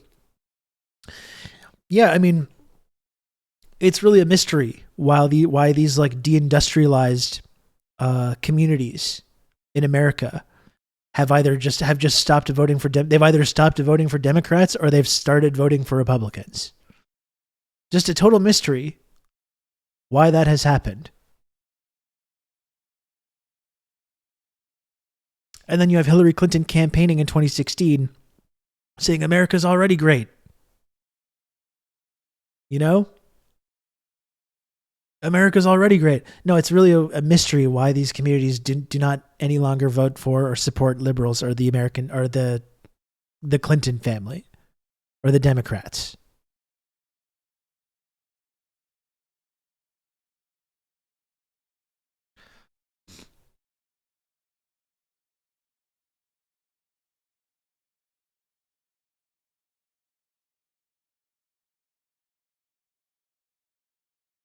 Because the left has been suppressed for the last 70 years. Well, that's what I'm talking about. I mean, it's like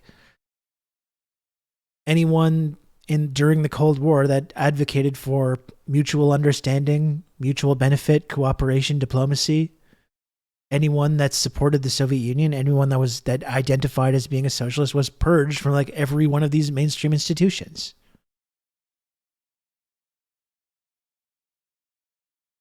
The amazing rhetorical and like historical revisionist trick that America has pulled, I think, is talking about the McCarthyist era and trying to talk about how horrible that time was.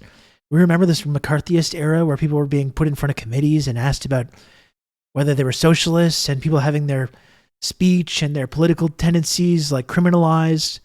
But notice how they never actually like tried to correct their institutional aversion to these kinds of ideas. Like that, it's not like when they recognized the evils of McCarthyism, they started hiring socialists again in the media and in Hollywood and in politics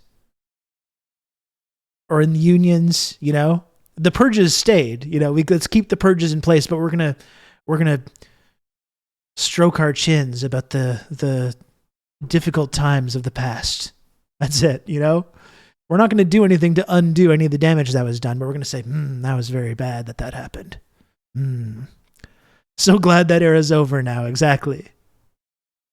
Now no one has to be dragged in front of a committee to talk about their socialist leanings because there's no more socialists. So it's perfect. And as we see right now that there are more socialists again, after years and years, after there are people that are organizing in the street against imperialism, against capitalism, on all these different fronts, now all of a sudden the urge for these committees and the kind of McCarthyism to come back, all the same people that talk about the evils of it are all like, yeah, I think we got to bring this stuff back. I think it's actually good now again.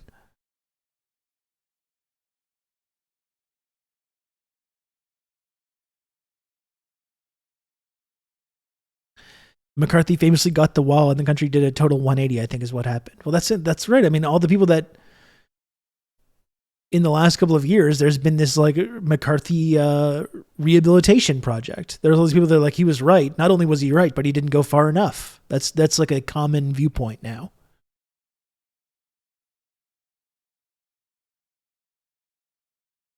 That was the entire plot of Good Night and Good Luck. Yeah, you see it a lot in Oppenheimer as well. Like that's how fucked up that era was, where they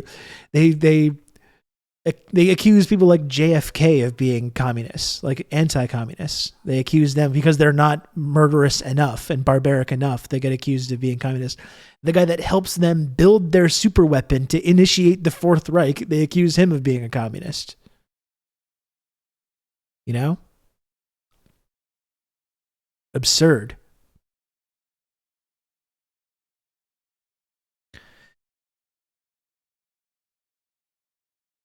I finally watched Wag the Dog, and oh man, it's good. And Priyeshan, I haven't seen it for a really long time. I haven't seen it since the 90s, I don't think. Do you participate in BDS boycotts? I'm trying to. As best I can. Libs want to take credit for weekends and 8-hour workdays and also pull the rug under Bernie. Well, that's the thing. That's the thing about liberals, right?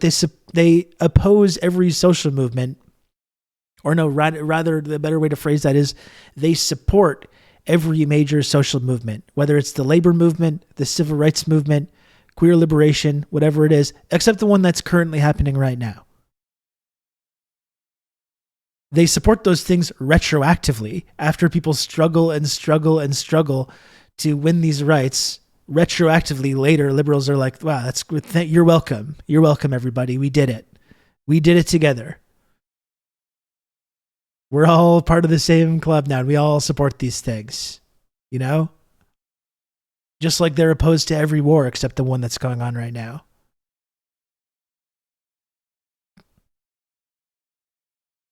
They're opposed to every war except the one that's on right now, and they support every social movement except the one that's happening right now.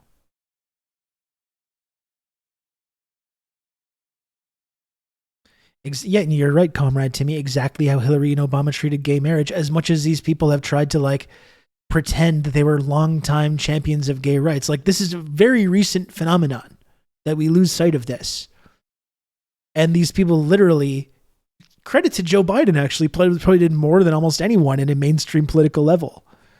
Who, because he's Joe Biden, did some kind of gaffe, forced Obama to like take this strong stance on marriage equality. When in 2008, both Obama and Hillary both opposed it in the election. And that's it. That's liberalism. We wait until the opinion polls on certain social issues, contentious social issues, as soon as it gets to 51%, then it's like, now we support it. Now we support it. But not a moment before. And retroactively claiming credit for all the work that people do on the streets to promote these social movements.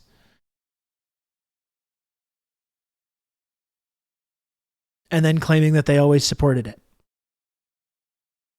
And then also absorbing all the energy of those social movements and dissipating it. And ensuring that the ruthless and violent status quo that is exploitative for everybody. All social groups, marginalized people and less marginalized people. And they absorb the energy of those social movements, dissipate it, and ensure that they can continue those exact same oppressive systems and keep them in place.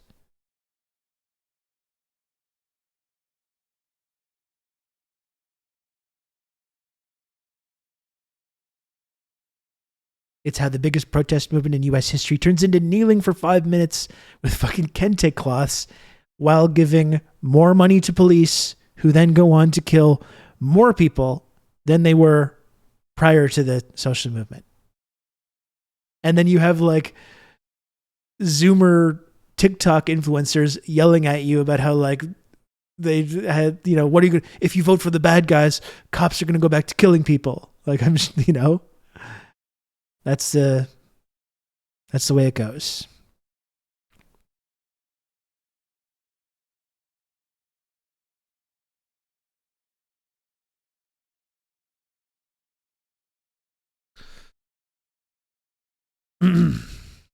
There was a dang Cheeto in the White House. That is true. That is very true.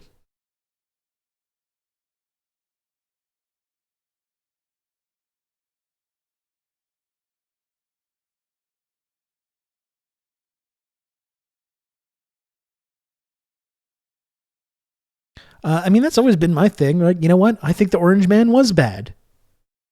I don't like these people. I don't like conservatives and reactionaries. Yeah, I think they're bad. I agree. You don't need to convince me. You don't need to yell at me and convince me that these people are bad. They have bad values. They stand for bad things. They're awful people. I agree. You don't need to yell at me about it. I agree. My argument is for like liberals is that if you want people to vote for them, you should do good things and not bad things. Or at least legitimately show people that you are trying to do good things, even if they're difficult.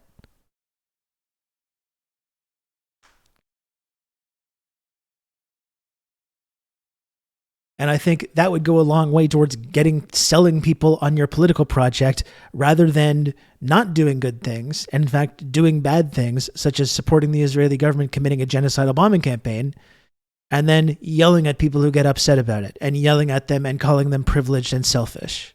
I don't think that's a good strategy, personally.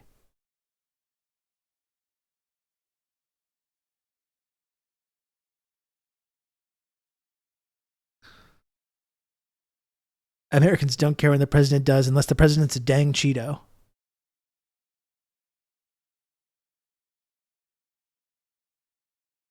Remember during the debates when Trump said that Bush lied about Iraq? Did you hear a single fucking Dem say that? Well, and the same, like the stuff about John McCain. Trump's like, I don't care. Fuck that guy. I don't like him. And all these people act like this. Now he's finished now. But it's like, it turns out actual people don't care about that kind of stuff. And when he talks about Vietnam and criticizes these neocons, even if it's total bullshit, even if it's a complete 180 from where he was originally, it turns out there's actually an audience that's very receptive to that.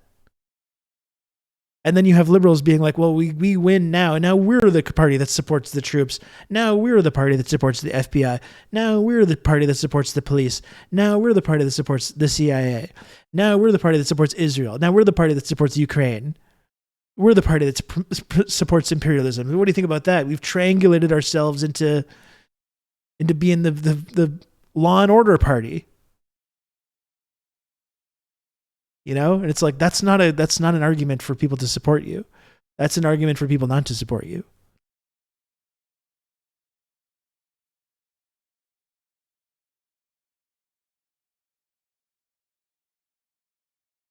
I already weighed in on the CM Punk stuff, Jay.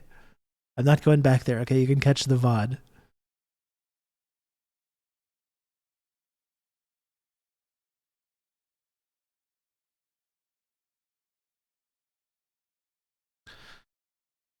So I don't know. I just don't think this this strategy is going to work this time. And I'm still, you know what? I'm excited for this election. I genuinely am. This U.S. election. I'm excited to cover it as a journalist, analyst, whatever you want to call it, what it is that I do on here. I don't know. Because it's just going to be so insane. And I still have no idea what's going to happen. I don't even know who's going to be running in the next election. I really don't think Joe Biden's going to run. You know? I really don't think so.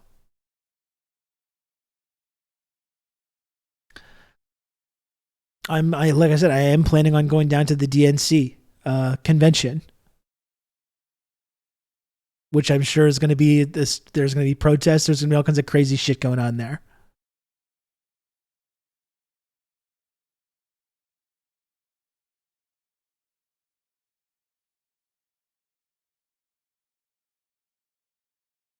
I'm not very enthusiastic about any of the results for anyone in America or around the world. I'm still looking forward to watching it, though, because it's going to be an absolute shit show.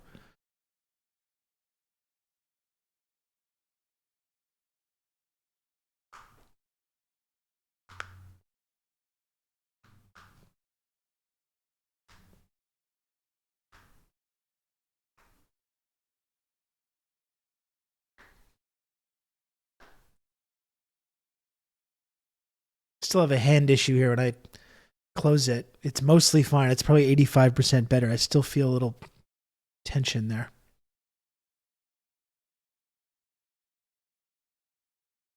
The memes are going to be very insane. That is true.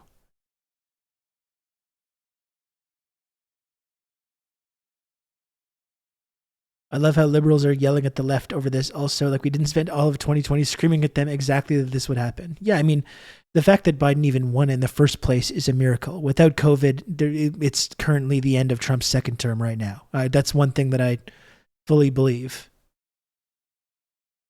So it's a miracle that he won in the first place, but that was always the argument. If he comes in and acts like what we all think a Joe Biden administration is going to look like, it's going to lead to an even more resurgent reactionary movement. And we don't even know if they are going to harness it, really. We've seen these reactionaries totally fail over the last 3 years to really form a genuine alternative. Like, so I don't even know what's going to I have no idea what's going to happen, really. Whatever the polling looks like right now. If they campaign on bullshit culture war issues, like all their extremist beliefs when it comes to abortion, when it comes to trans rights, are not popular with people. There's plenty of things they can really criticize Biden on, particularly economic issues. If they focus on that, they'll probably win. If they focus on this culture war stuff, they're going to lose probably. So who knows? Who knows what's going to happen?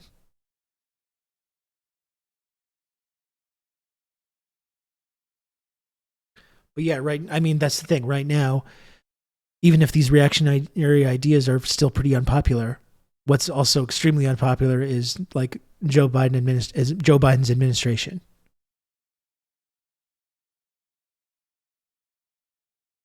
Especially with young people who delivered the midterm elections for Joe Biden.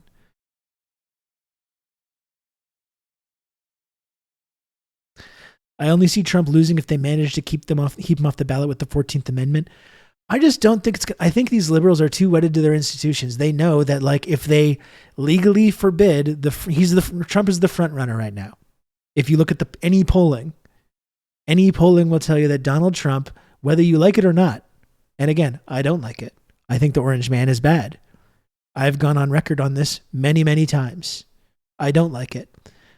Whether you like it or not, whether you think it's right or not, if you look at the polling, Donald Trump's the front runner in the next election. He is very funny. I don't think that they're not going to be able to keep legally prevent the front runner from running an election. It's going to twist these liberals into this pretzel where they're like, are we authoritarian? It's just authoritarian to like uphold like a law to suggest that, well, rich and powerful people should be subject to the same law as everybody else. So ultimately, I just don't think it's going to happen.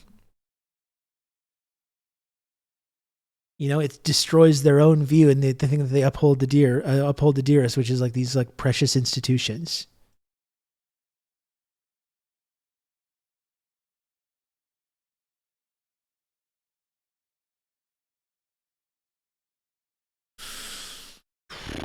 Anyway, that's the interesting thing about this election. You know, it's coming up. Who knows what's going to happen? Who knows what's going to happen?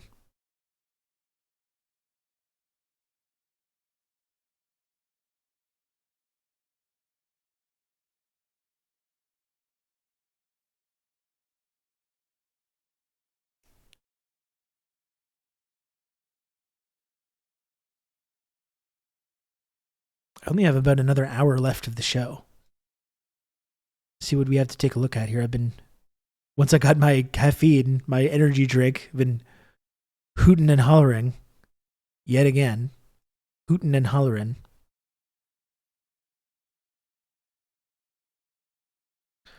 I will just take this moment to remind folks that if you can, to please support this program that you're watching right now, TRRS.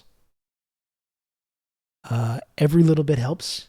As you know, folks, the only way that I'm able to do this show each and every day, which some of you apparently like to watch and listen to and contribute to, don't ask me why, but people seem to like it. I don't know. Not my problem to explain why that is. But if you enjoy this program, though, please subscribe. As you know, I must make the line go up. The line must go up every single day. The little number must go up every single day. And it's the only way that I'm able to continue doing this program. So if you can, please subscribe. It costs $5. It's totally free with an Amazon Prime account. You can also gift subscriptions or bits or tips. A number of different ways that people can support this program. And as you know, once you gift over 5 subscriptions, that will instantly catapult you into the elite tier of the Friendship Triangle system. A very, very generous gift of 10 subs, and now an even more ultimate extreme generosity gift of 20 subs will display a very cool and fun and exclusive little alert as well. The folk humility. I don't know why I said little old me. It's true. It's true. There's a lot of people that are trying to make content. There's a lot of people here on Twitch doing podcasts and YouTube and what have you. And some people, wonderful people, show up here to hang out on this program. And I don't know why. But that's my point, though.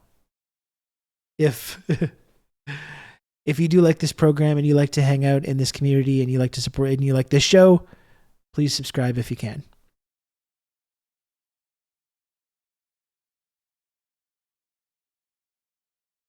Help me make the little number go up. I'm trying to find like some video content to look at now.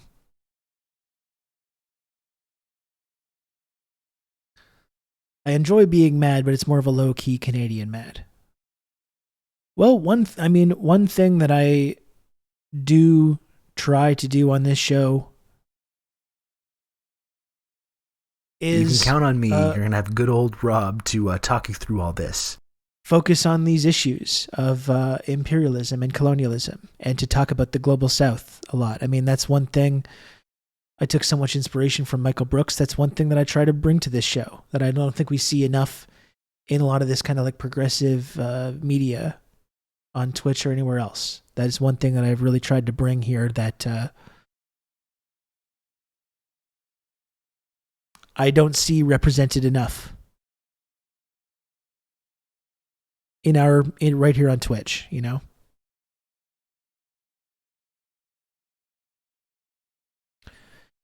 Diego, thank you for the gifted sub. I really appreciate that, Diego. Thank you.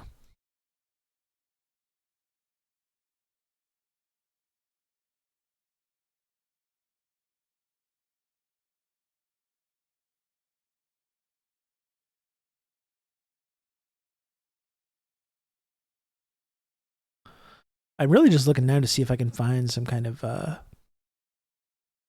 content, like video content for us to look at here for the rest of the day. What else do we have?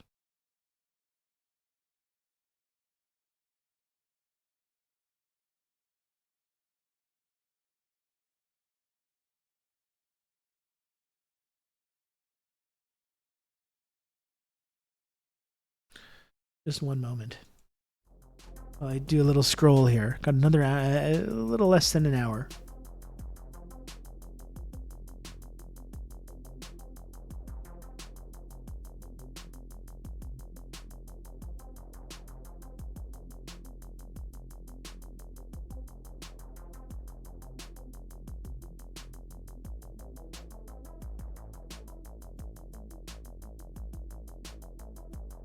And thank you for all the support.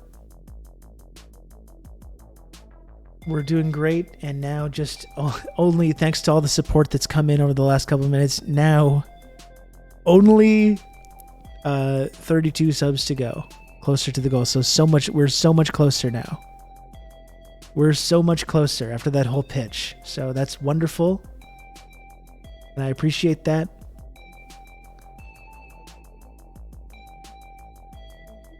Only it's unbelievable to think of it. It's only a mere measly 32 subs to go. It's very exciting. I did see Crystal Ball interviewed Norm Finkelstein, and I wanted to watch that, but now I just don't have the time. I just do not have the time to do it right now.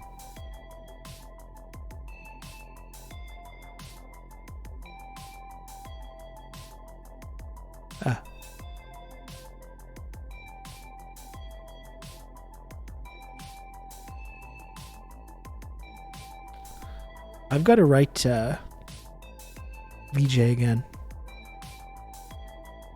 Got to get VJ back on the show.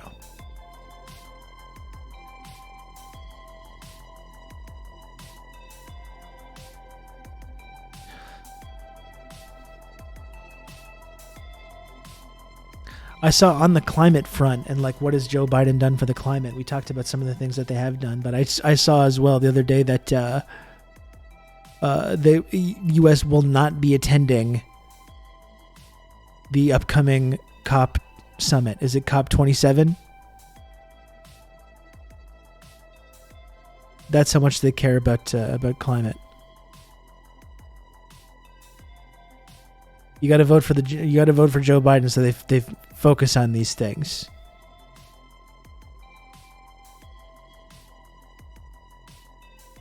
It's COP 28 is the next one. Yeah. Vote for Joe Biden. Otherwise, the U.S. is not going to do anything about climate. Can you imagine? Can you imagine how scary that would be?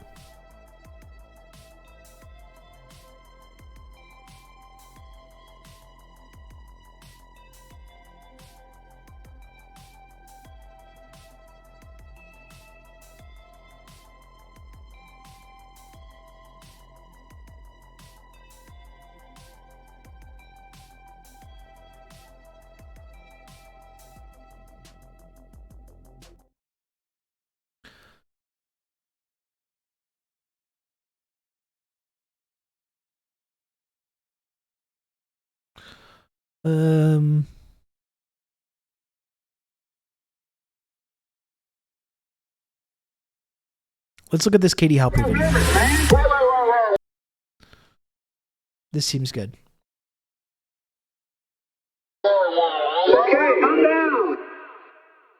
Now fast forward to this moment. Not only is all of this historical, elision evident and complicating the story, but we have more complication deliberately now when analysts are repeating the mantra that this attack on Israel, the October 7th attack, is the most significant attack on Jews since the Holocaust. Yeah. How irresponsible. How irresponsible to draw a through line between Nazi genocide, which racialized a Jewish people and targeted them systematically in order to achieve Aryan racial purity and German,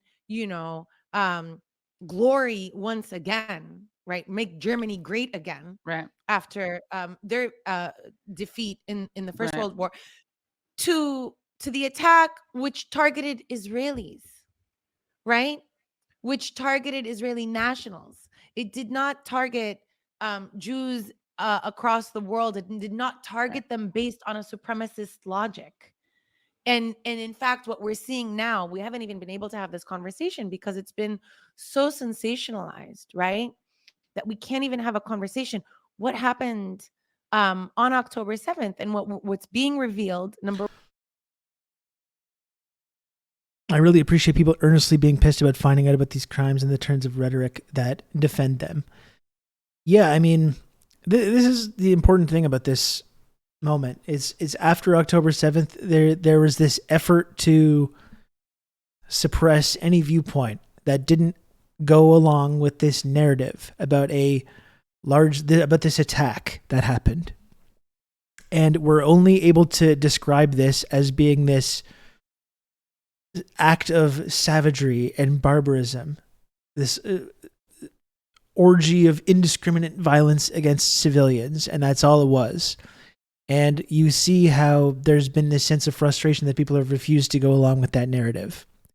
And people are, despite the consequences, despite the personal or professional consequences, are asking these questions and are continuing to focus on this. Like the work that Electronic Intifada has done, collecting all these stories about October 7th and who was responsible for the violence, like how much of these were attacks on IDF positions, which are, as we've talked about many times, not only morally okay, but illegally and under international law. How much the IDF itself was responsible for some of the violence on that day. And I'm not one of these people that said like nothing bad happened. I actually don't doubt that horrible, terrible acts were carried out on that day. I do question, though, the narrative that that's all that day was about. And I do have asked questions about the role that the IDF played in killing at least some of these victims, which were claimed to be just indiscriminate victims of Hamas violence or Palestinian violence. And you can see that there's been this sense of frustration that people are not buying this story, this simplistic story about what happened. And like I was saying with Electronic Intifada, all the stories that they're collecting that go along with this narrative are all being taken from Israeli media. Like it's from reports of people that were there. As much as they've tried to stop these kind of stories from getting out, survivors of this festival or these kibbutzes that were attacked have spoken of Apache helicopters firing on people, tanks blowing up homes, burning people so badly that they didn't know who they were, whether they were Israeli or Palestinian. There was that whole like propaganda puff piece, I don't know if people saw on Twitter the other day, of being like these young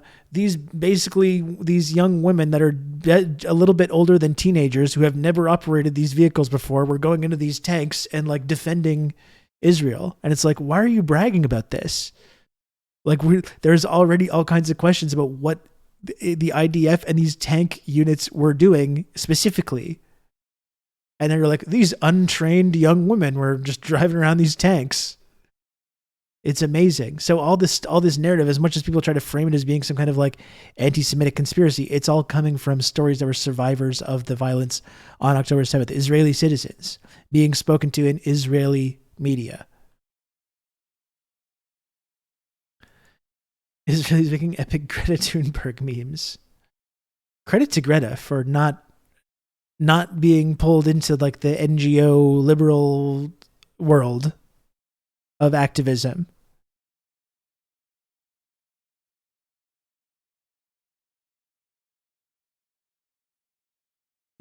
Pretty cool. Anyway, let's return to this video. But I do think it's really important that people have continued to ask questions about this. And like I said, I will keep reiterating this in case anyone watches this and gets upset about it, tries to put me on a little list. I'll keep reiterating it. I'm not suggesting that everything that happened on October 7th was just wonderful and that no horrible things happened. That's not something I believe, but I do think it's important to question this narrative about indiscriminate Palestinian violence against Israeli citizens, just paragliding into a music festival and just shooting the place up.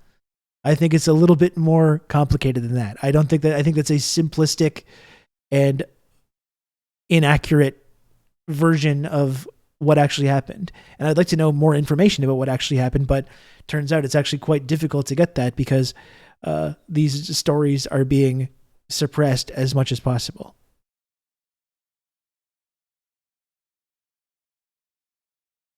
Did you see the letter from the mom of the Israeli hostage? Yeah, it's remarkable, isn't it? It's really remarkable. Talking about the kindness that and this is a common thing. Multiple hostages have said this. About being treated with kindness and respect. The paragliders were sick AF though. Well, that's the thing. It's like I said, Matt, when I woke up on October 7th, I saw images of these these jerry-rigged paragliders landing and assaulting these IDF positions and IDF bases and checkpoints.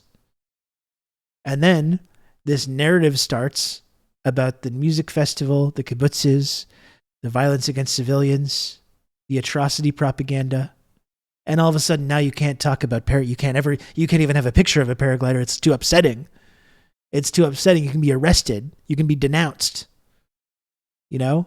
And that I think is kind of sinister. Like taking away, making it like out of bounds or illegal to kind of like uphold that or to talk about that kind of imagery or use that kind of imagery.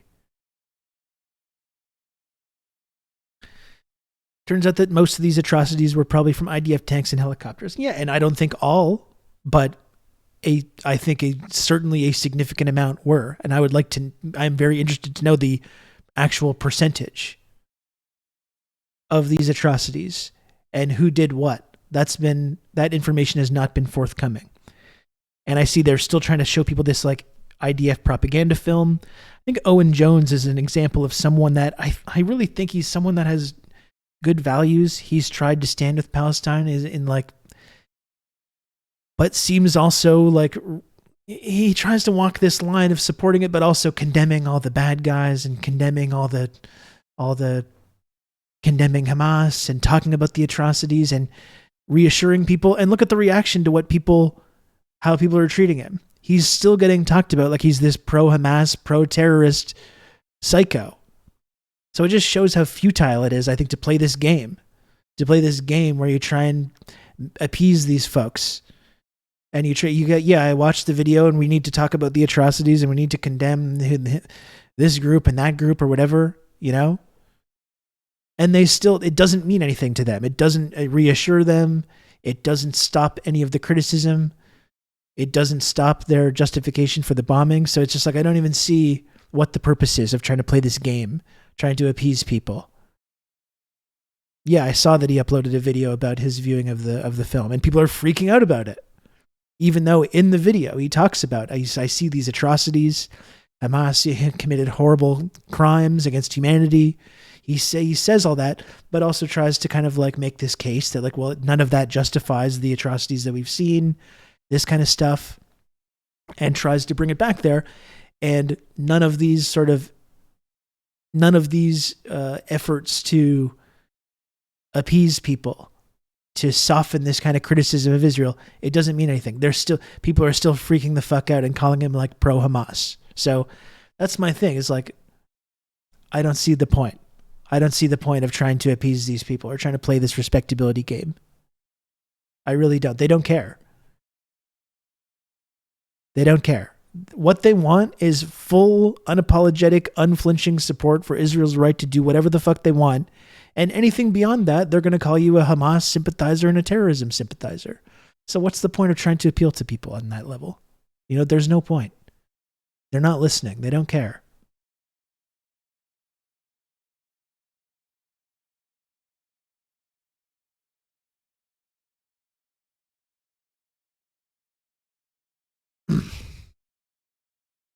he helped bring Corbyn down too. Well, that's the thing. He opposed Corbyn until Corbyn did really well in that election. Then he tried to support Corbyn while also giving credibility to these claims about anti-Semitism. He tried to do the same thing. Tried to make everyone happy, which is, I guess, what you have to do in order to have a Guardian column and to get invited onto TV to talk about these things. He was one of many, I think, sort of like British leftists that kind of tried to play this respectability game with Corbyn, and it was clear that that was all bullshit then also. So that's why I just don't see why they're still kind of trying to play this game. I support Corbyn, but we do need to like listen to all these accusations. We do need to show contrition, apologize. We need to like give credibility to these completely bad faith claims that are being made. It's like, what did that do? What did that accomplish? I don't know.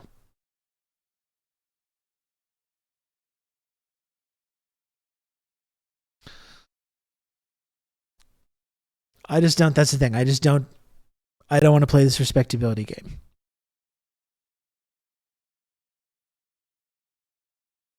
That's why I would not, if someone invited me to go, let's look at this like IDF propaganda movie. Again, I don't doubt that atrocities took place. I don't. But at the same time, I don't need to go see that movie. It doesn't change anything about what I believe about the situation, which is that the occupation has to end, the apartheid has to end, the colonialism has to end. Nothing that I can look at is going to change my opinion on that. And if you go and look at that film and then try and spin it into this like, well, it was horrible and atrocious and criminal, but we still don't support Israel. Well, that's like that doesn't mean anything to them. They still think you're a terrorist. They still think you love Hamas. So what's the point?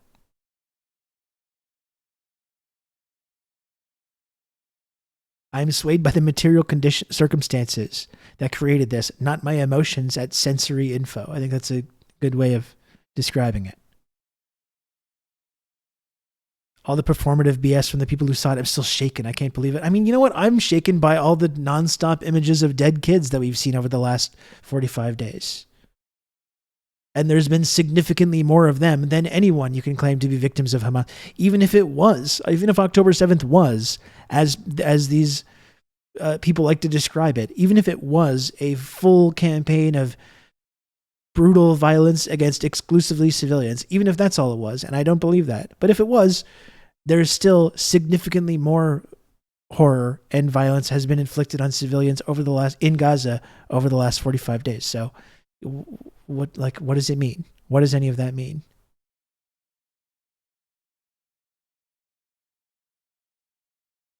Anyway, we continue this clip now. For one, a tremendous amount, right? A tremendous amount, including the fact that there were 1,200, not 1,400 people killed, that nearly 350 of them are combatants or soldiers who should be distinguished from civilians, right. That Israeli Apache helicopters actually targeted the Israelis and Kibbutz Ma'ari, not Hamas, that 200, that the images of those who are being burned are actually burnt bodies of Hamas militants, that Hamas didn't know about the rave. They weren't targeting the rave. They didn't know about the rave. And that was crossfire and a lot of Israeli gunfire that killed the ravers. I'm not saying any of this to excuse or absolve what happened. I say this because the fact that we're on day 46 and can't talk about this openly has to do with a hysteria that wants to give Israel the green light to basically use unrestricted violence and cruelty against Palestinians in order to annihilate them. And that's why this conversation is so important. And yet we haven't been able to have it. We can't even talk about who Hamas is. Right. We can't even, they have a history. They exist. They don't come into, existence until 1987. That's what 30 years after the establishment, nearly 3 decades after the establishment of Israel. They are formed in response to ongoing occupation. Israel first tries to occupy the Gaza Strip in 56 before it occupies it in 67, right? Before the, and we can talk, talk about self-defense and so on and so forth. Right. And then the tactic, and they form also an opposition to Fatah and to the PLO, which is about to enter also into the peace process, where we see them relinquish, both rescind the resolution that Zionism is a form of racism. We Right. see also the rescindment of the right to use force, which is not, they're basically capitulating everything that they should have kept even as part of their negotiating leverage. And all the PLO got was recognition by the settler sovereign.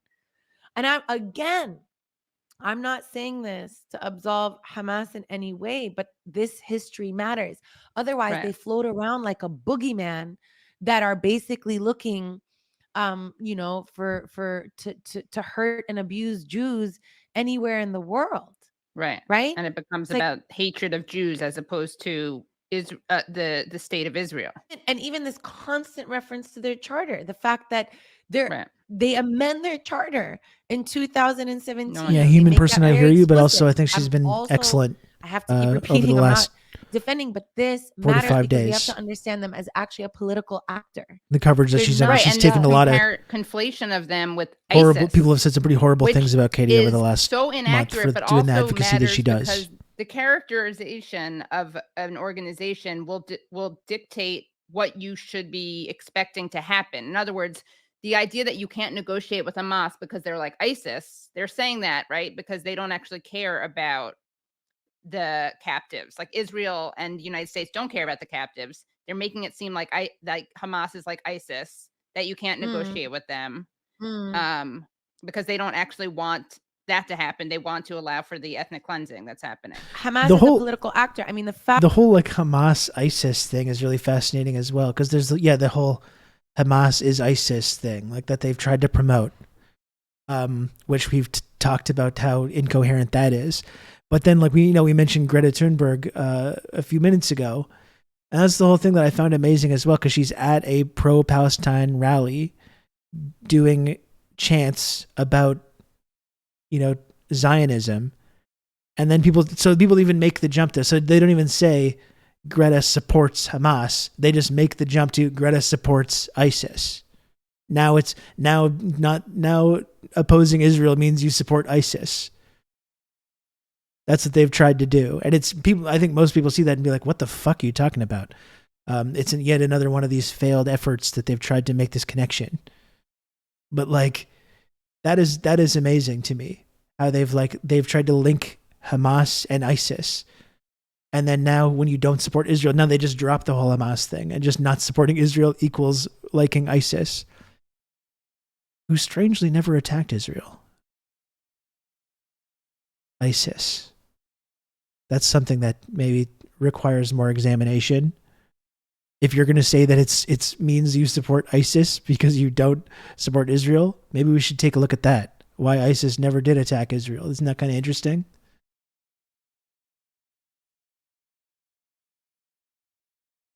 I know ISIS is not allied with Hamas, and everyone with a brain understands that, but it's been this concerted effort to link these things as part of this like flailing and pathetic Zionist propaganda campaign over the last 45 days.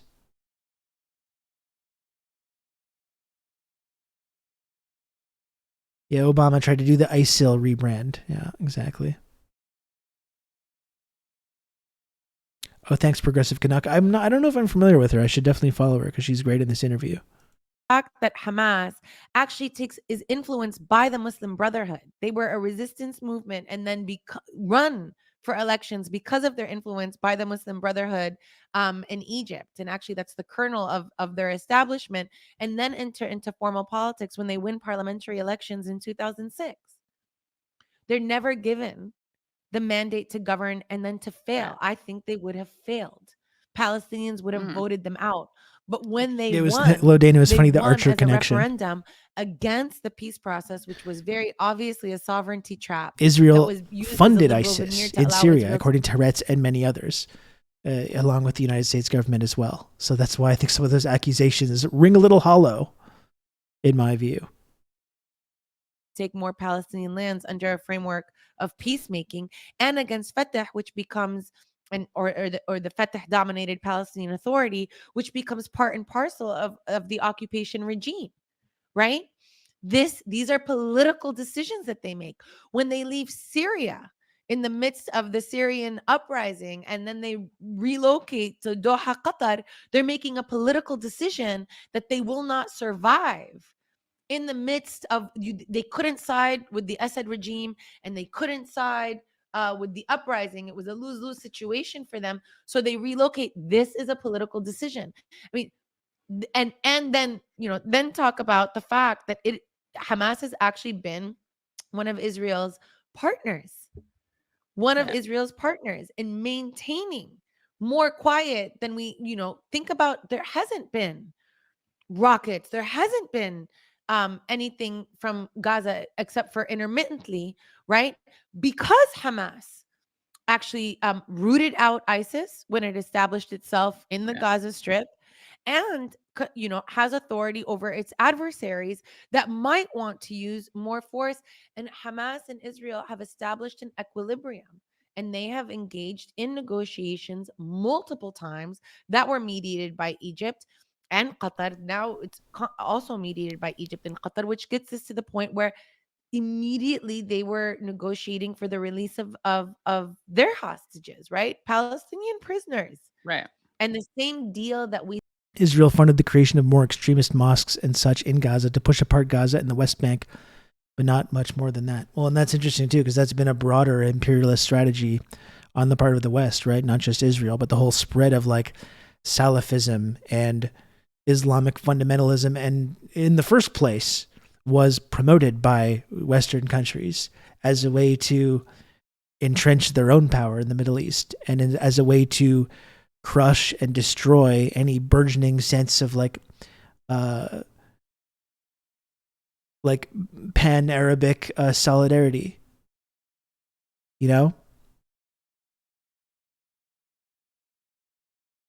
All of these kind of tendencies can be traced back to that.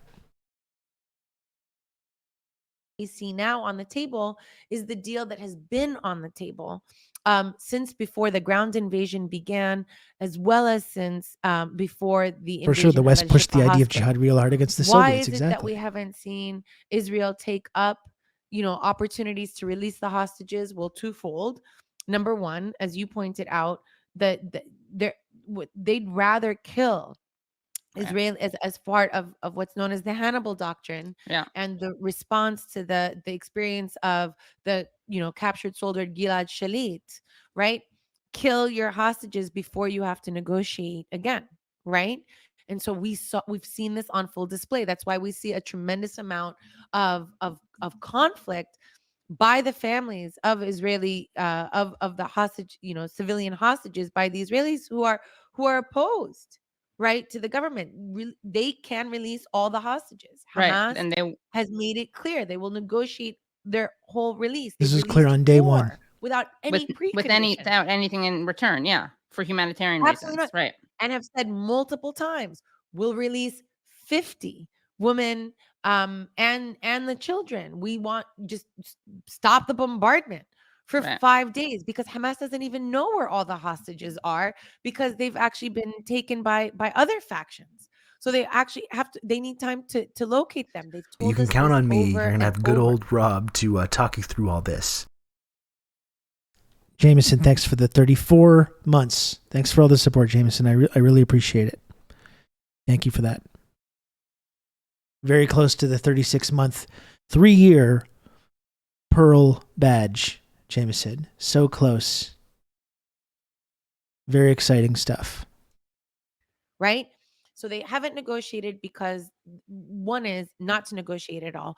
Two, because this is extending the shelf life of Netanyahu's political career, which is absolutely over once this is over. Netanyahu is blamed for the October 7th attacks, the fact that there was no security at the time, there was the fact that he had actually emboldened Hamas in his bid to undermine the possibility of the establishment of a Palestinian state.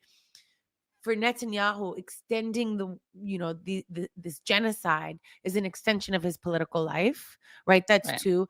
And the third is that this is providing what the leaked document from the minister, that it was a think tank, but it was also had relationships to the Ministry of Interior that basically said this is, quote, a rare and unique opportunity. Right. That won't come again. Yeah. To complete the Sinai plan or the evacuation of Palestinians in Gaza to the Sinai. Right? Katie, I'm listening to myself talking to you.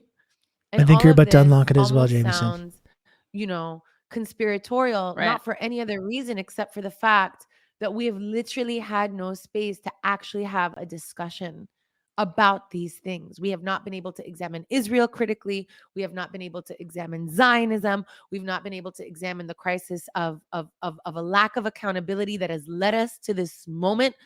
What did people think was going to happen? I understand that people are shocked, but how are people surprised that nice, Lou, didn't drop a pic in the Discord that has been under exiled for 75 years, under occupation for 56 years, and subject to a debilitating siege for 17 years, where children who were born in 2006, what they're now, my math is awful, 13 years old, 17 years old, that those children who are 17 years old have lived through 5 major aerial and ground offensives, not all of them ground, but can't all believe that they might join offensives extremist groups. and a What a debilitating mystery. siege. What did they think these young people were going to do as the rest of the world in this moment was negotiating the Abraham Accords to actually normalize Israel's relationship with Arab regimes even further, and even after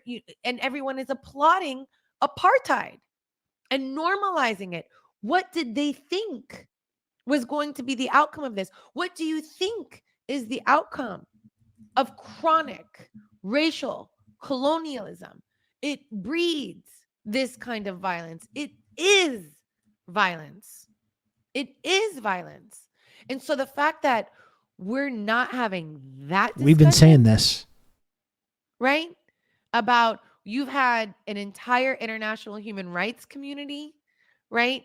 You've had UN ESQA come to the conclusion that this is apartheid. You've had Human Rights Watch. You've had Yesh Deen. You've had B'Tselem. You've had Amnesty International. You've had the Human Rights Clinic at Harvard Law School all come to this conclusion. You've had these, civilian tribunals like the Russell Tribunal that was held in South Africa come to this conclusion.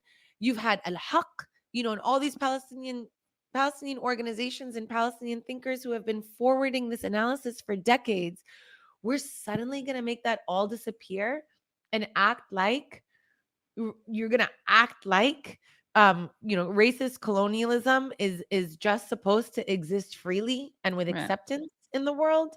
I mean, I'm obviously very frustrated because I've been doing this work for a long time. You read my bio. I do a tremendous amount of scholarship on this work. And yet here in this moment, there's a complete amnesia, as if they're talking to a Palestinian for the first time in their life. They've never seen a Palestinian. They don't know what we're talking about. And Hamas came out of nowhere. Right? There, and it's I'm really, really thirsty for an honest conversation. I'm really, really eager for a difficult conversation. One that actually gets us, there's fracture in the Palestinian community. There's complexity there. We're not getting there even because we're still at the surface level of trying to convince governments that genocide is not a legitimate form of warfare. You do not negotiate to end genocide. It is unequivocal. It doesn't come. You also don't have the right to defend yourself. Right? It's not legitimate. You're a colonial regime. This isn't like a legitimate war against Hamas, if that's what Israel wants to do, in which case we can discuss, conditions and disarmament and da-da-da-da-da. This is genocide, right? And we're still here. We can't even have that conversation. Yeah, it's a really frustrating moment. lest anyone think you're being a conspiracy theorist, Brad, I think, has a newspaper headline to throw up. Netanyahu, money to Hamas, part of strategy to keep Palestinians divided. That's from 2019, and then of course we'll link to it in the show notes, because there is that article that you talked about, that the blueprint from that think tank where they lay everything out. You know, Tariq Baoni's book on Hamas Contained is really wonderful. Khalid Hroub's book on Hamas is something that we should read. You know, if we're listening, I worked on a project in the aftermath of the 2014 onslaught of Gaza, where we produced with a team at Jadaliyya and Arab Studies Institute a bibliography of 110 entries, specifically thinking about, you know, Gaza in particular. This scholarship is ample on these issues, and everything that we're talking about in terms of Netanyahu's interests, the Hannibal Directive, even thinking about, you know, we didn't talk as much about laws of war, which have been really interesting. But in 2006, Israel establishes the Dahi Doctrine in its campaign against Lebanon, where it basically, you know, we begin to see the formalization, right, of the transformation of civilians into legitimate targets in as far as Israel's laws of war are concerned. And they're saying that's the one that says the goal is to respond with disproportionate force, right? That's the explicitly.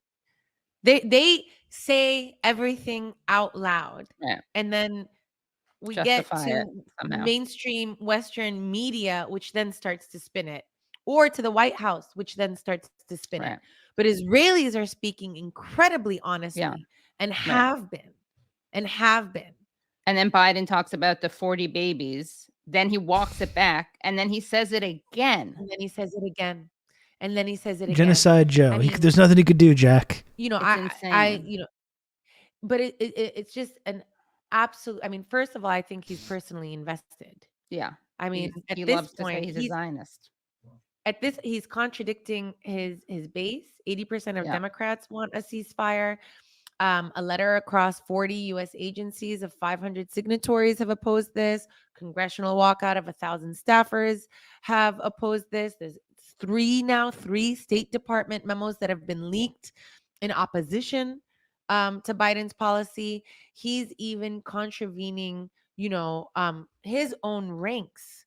And I think that it reflects a personal commitment in this moment that, you know, I that isn't even, you know, not even self-interested if you think about you know, the upcoming elections and the possibilities of his prevalence. I mean, this actually hurts the entire Democratic Party. Period. That was great stuff. Before we go here, just one more thing. It was actually our friend Orb Lady that sent this to me earlier. This is Joe Biden. I think this is very fascinating. This 1986 footage of Joe Biden talking passionately about South Africa and apartheid South Africa. Let's listen to Joe Biden talk about that. And very, very interesting to contrast with what he was saying at that exact moment about Israel, the exact same time frame. And you see this is what counts for principles in the liberal circles. Disturbs me more than the policy that you call a policy is the rationale for the policy. The rationale for the policy. You set out 4 principles that that we would create one? No, but keep that speech in mind when you listen to him talk about South Africa. Then you say on page 14, we must not become part of South Africa's problem. We must remain part of their solution. We must not aim to impose ourselves, our solutions, our favorites in South Africa. Damn it, we have favorites in South Africa. The favorites in South Africa are the people who are being repressed by that ugly white regime. We have favorites. Our loyalty is not to South Africa, it's to South Africans. And the South Africans are majority black. Here you go, and they are being excoriated. It is not to some stupid puppet government over there. It is not to the Afrikaners regime. Who's this guy? We have no loyalty to them. We have no loyalty to South Africa, to South Africans. Who's this guy? I kind of like what this guy's saying here. This rationale, first of all. It is the leaders Brandon of South spitting Africa and here. their people, black and white, who have the majority responsibility. They must rise to it. Well, they are rising to it. They're rising to the only thing left available with that repulsive, repugnant regime of Afrikaners there. And it's the only way they have. They've tried everything for the last 20 years. They begged, they borrowed, they crawled, and now they're taking up arms. I've never seen this guy, but I did want to see a guy that looked like him talking about how they gave the death penalty for jaywalking in a new crime bill, or talking about how they would need to create an Israel to protect their interests. Yeah. It's interesting. This is what passes for values. Like, it's, again, I would love to hear more from this guy. This guy seems all right. But this is what having values is. It's like we would need to create at the exact same time, like probably the same year, we would need to create an Israel to protect our interests. Supporting Israel to the hilt, arming them and funding them and giving them full diplomatic cover to do genocide. And then when it's politically popular to oppose apartheid, when it circles right back to what we were talking about at the beginning of the stream. When it's politically popular then to oppose apartheid in South Africa, when the opinion poll ticks over 51%, all of a sudden Joe Biden is the champion for oppressed, marginalized people, victims of colonialism and racism. All of a sudden, Joe Biden's their champion. As soon as that opinion poll ticks past 51%, or when it's not politically expedient for the United States government to support South Africa, when South Africa is not upholding Western colonialism in Africa or the global South, then you get passionate speeches about apartheid and racism. This is how, like, these people have no principles. They believe in nothing. They believe in nothing at all. You know? Yeah, vile opportunists. That's right. I would love to hear more from this guy. Would love to. Second thing, progress toward peace requires a timetable. Timetable, elimination of apartheid. They believe in What's our nothing, timetable? Lebowski. What are we saying to that repugnant regime? Are we saying you've got 20 days, 20 months, 20 years? We ask them to put up a timetable. What's our timetable? These people are being crushed. And we're sitting here with the same kind of rhetoric. The same thing we heard. We heard go slow. We heard we have to take care of the problem afterwards. We heard we can't impose. You are totally misconstruing the testimony that I gave. Read first. Furthermore, Senator, let me say that I hate to hear a senator of the United States calling for violence. I'm not calling for violence. That's what you're doing. I hate to hear exactly what you're doing. I hate to hear an administration and a Secretary of State refusing to act on a morally abhorrent point. I hate to hear this country. I'm ashamed that this country puts out a policy like this that says nothing. Nothing. Wow. I'd love to hear more from this guy. This guy seems all right. No stutter also, by the way. No stutter. Conspicuously absent. Folks, I have to go. I have to go in like 5 minutes. And fortunately, my friends, we're a mere 31 subs away from the goal. Can you believe it? It's so close. It's within reach. It's within grasp. Only 31 subs to go. Not talking to you. I am not talking to you. But folks, if you can, did I just hear a liberal successfully deflect a bad faith accusation of calls for violence? They can do it. It's amazing. You can count on me. You're going to have good old Rob to talk you through all this. Slub to Rob. Blueberry, thanks for the 35 months of Prime. Thank you, Blueberry. Very, very close to the 36-month Pearl sub badge. Very cool. Very exciting. You can count on me. You're going to have good old Rob to talk you through all this. Hello, Robberoni. Hello, Sam. I read that you were You can count on to me. play the saxophone. Good old Rob to talk you I through learned all to this. work the saxophone. I play just what I feel. I used to play the saxophone, the tenor saxophone. That's great that you're doing that, Sam. Thank you, Anon, for the gifted sub as well. If you do not laugh at this short, I'll gift a sub. I'll take what I can get. I'll take what I can get right now. Let's go. Other country, as soon as I get out of the airport and start like driving around, I'm just like, dude, this is your fucking country, dude?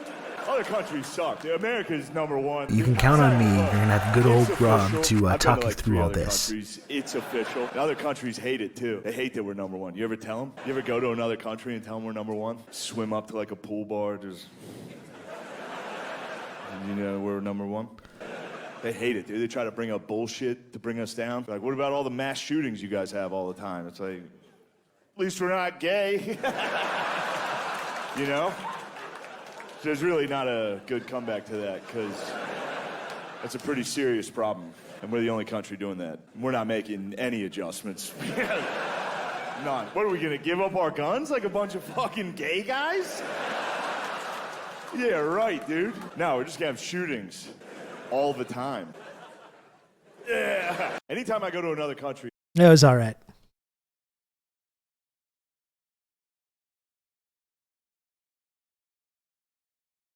It was fine. SWTP2T, thanks for the 2 gifted subs. Thank you for that. Thank you, I appreciate that. Only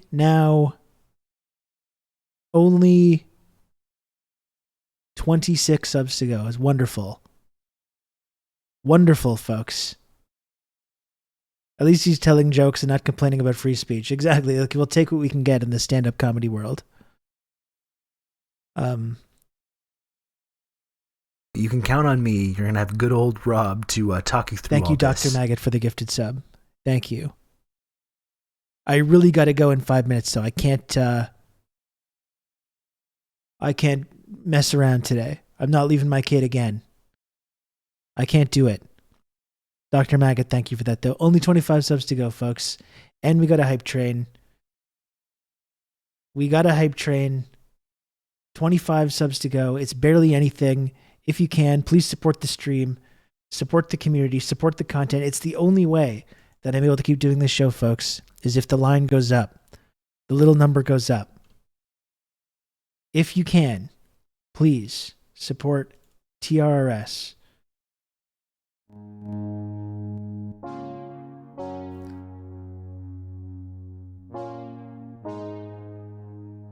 I gotta go. I can't mess around this time.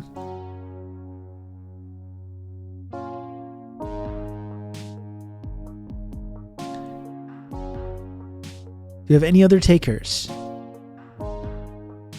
And I know people are very, very generous that support this program. Believe me, I know. Believe me, I get it. But as you know, I must. I must make the number go up. I just must. It's part of the whole thing. You can count on me. You're going to have good old Rob to talk you through I wish that it were not this. so. Bon C3PO, thanks for the gifted sub. You can count on me. You're going to have good old Rob to talk you through all this. Mr. Wrist, thanks for the gifted sub. Very kind of you. Thank you. First gifted sub in the channel for Mr. Wrist. Thank you. First gifted sub. We love to see that. I really appreciate that. Do any other fine folks, brave heroes, want to step to the plate and support this program?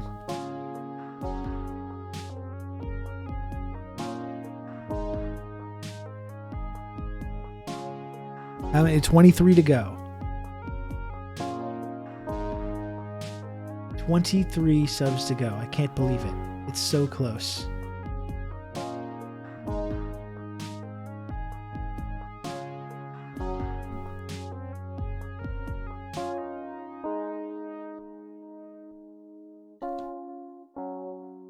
Can we get to level 3 of this hype trade? Another gifted sub would do it. Another sub or another gifted sub will probably do it. You've just become an elite member of the Friendship Triangle. Sam, thank you for the 5 gifted subs. That's very kind of you. I really appreciate that, Sam, aka Fonzanzans, who we hung out in real life. Sam can confirm that I'm a real person. I'm not an AI. I don't live in Langley.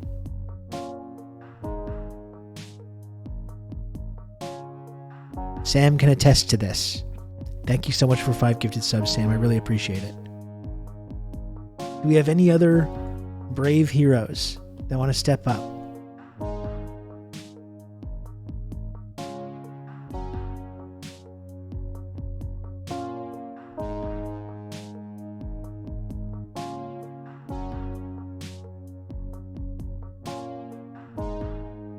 Do we hear 20? Do we hear 20? Can we do that? Is that a possibility? We got 1 more minute. We got 1 more minute.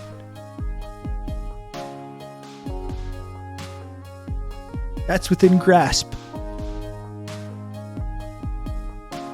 And I apologize that I have to do this. As you all know, that I do not like that I don't like this part of doing this program. You can Believe count me. on me. You're going to have good old Rob to talk you through all this. Risk Inverse, thanks for the gifted sub. I really appreciate that, Risk Inverse. Thank you. I'm sorry that I have to put us through this, okay? I apologize.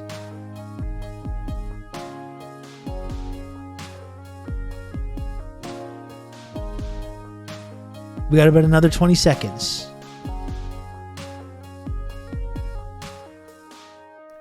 Don't slip and fall running on the way to the car. I gotta walk. That's why I gotta make sure I'm out the door in about 1 minute.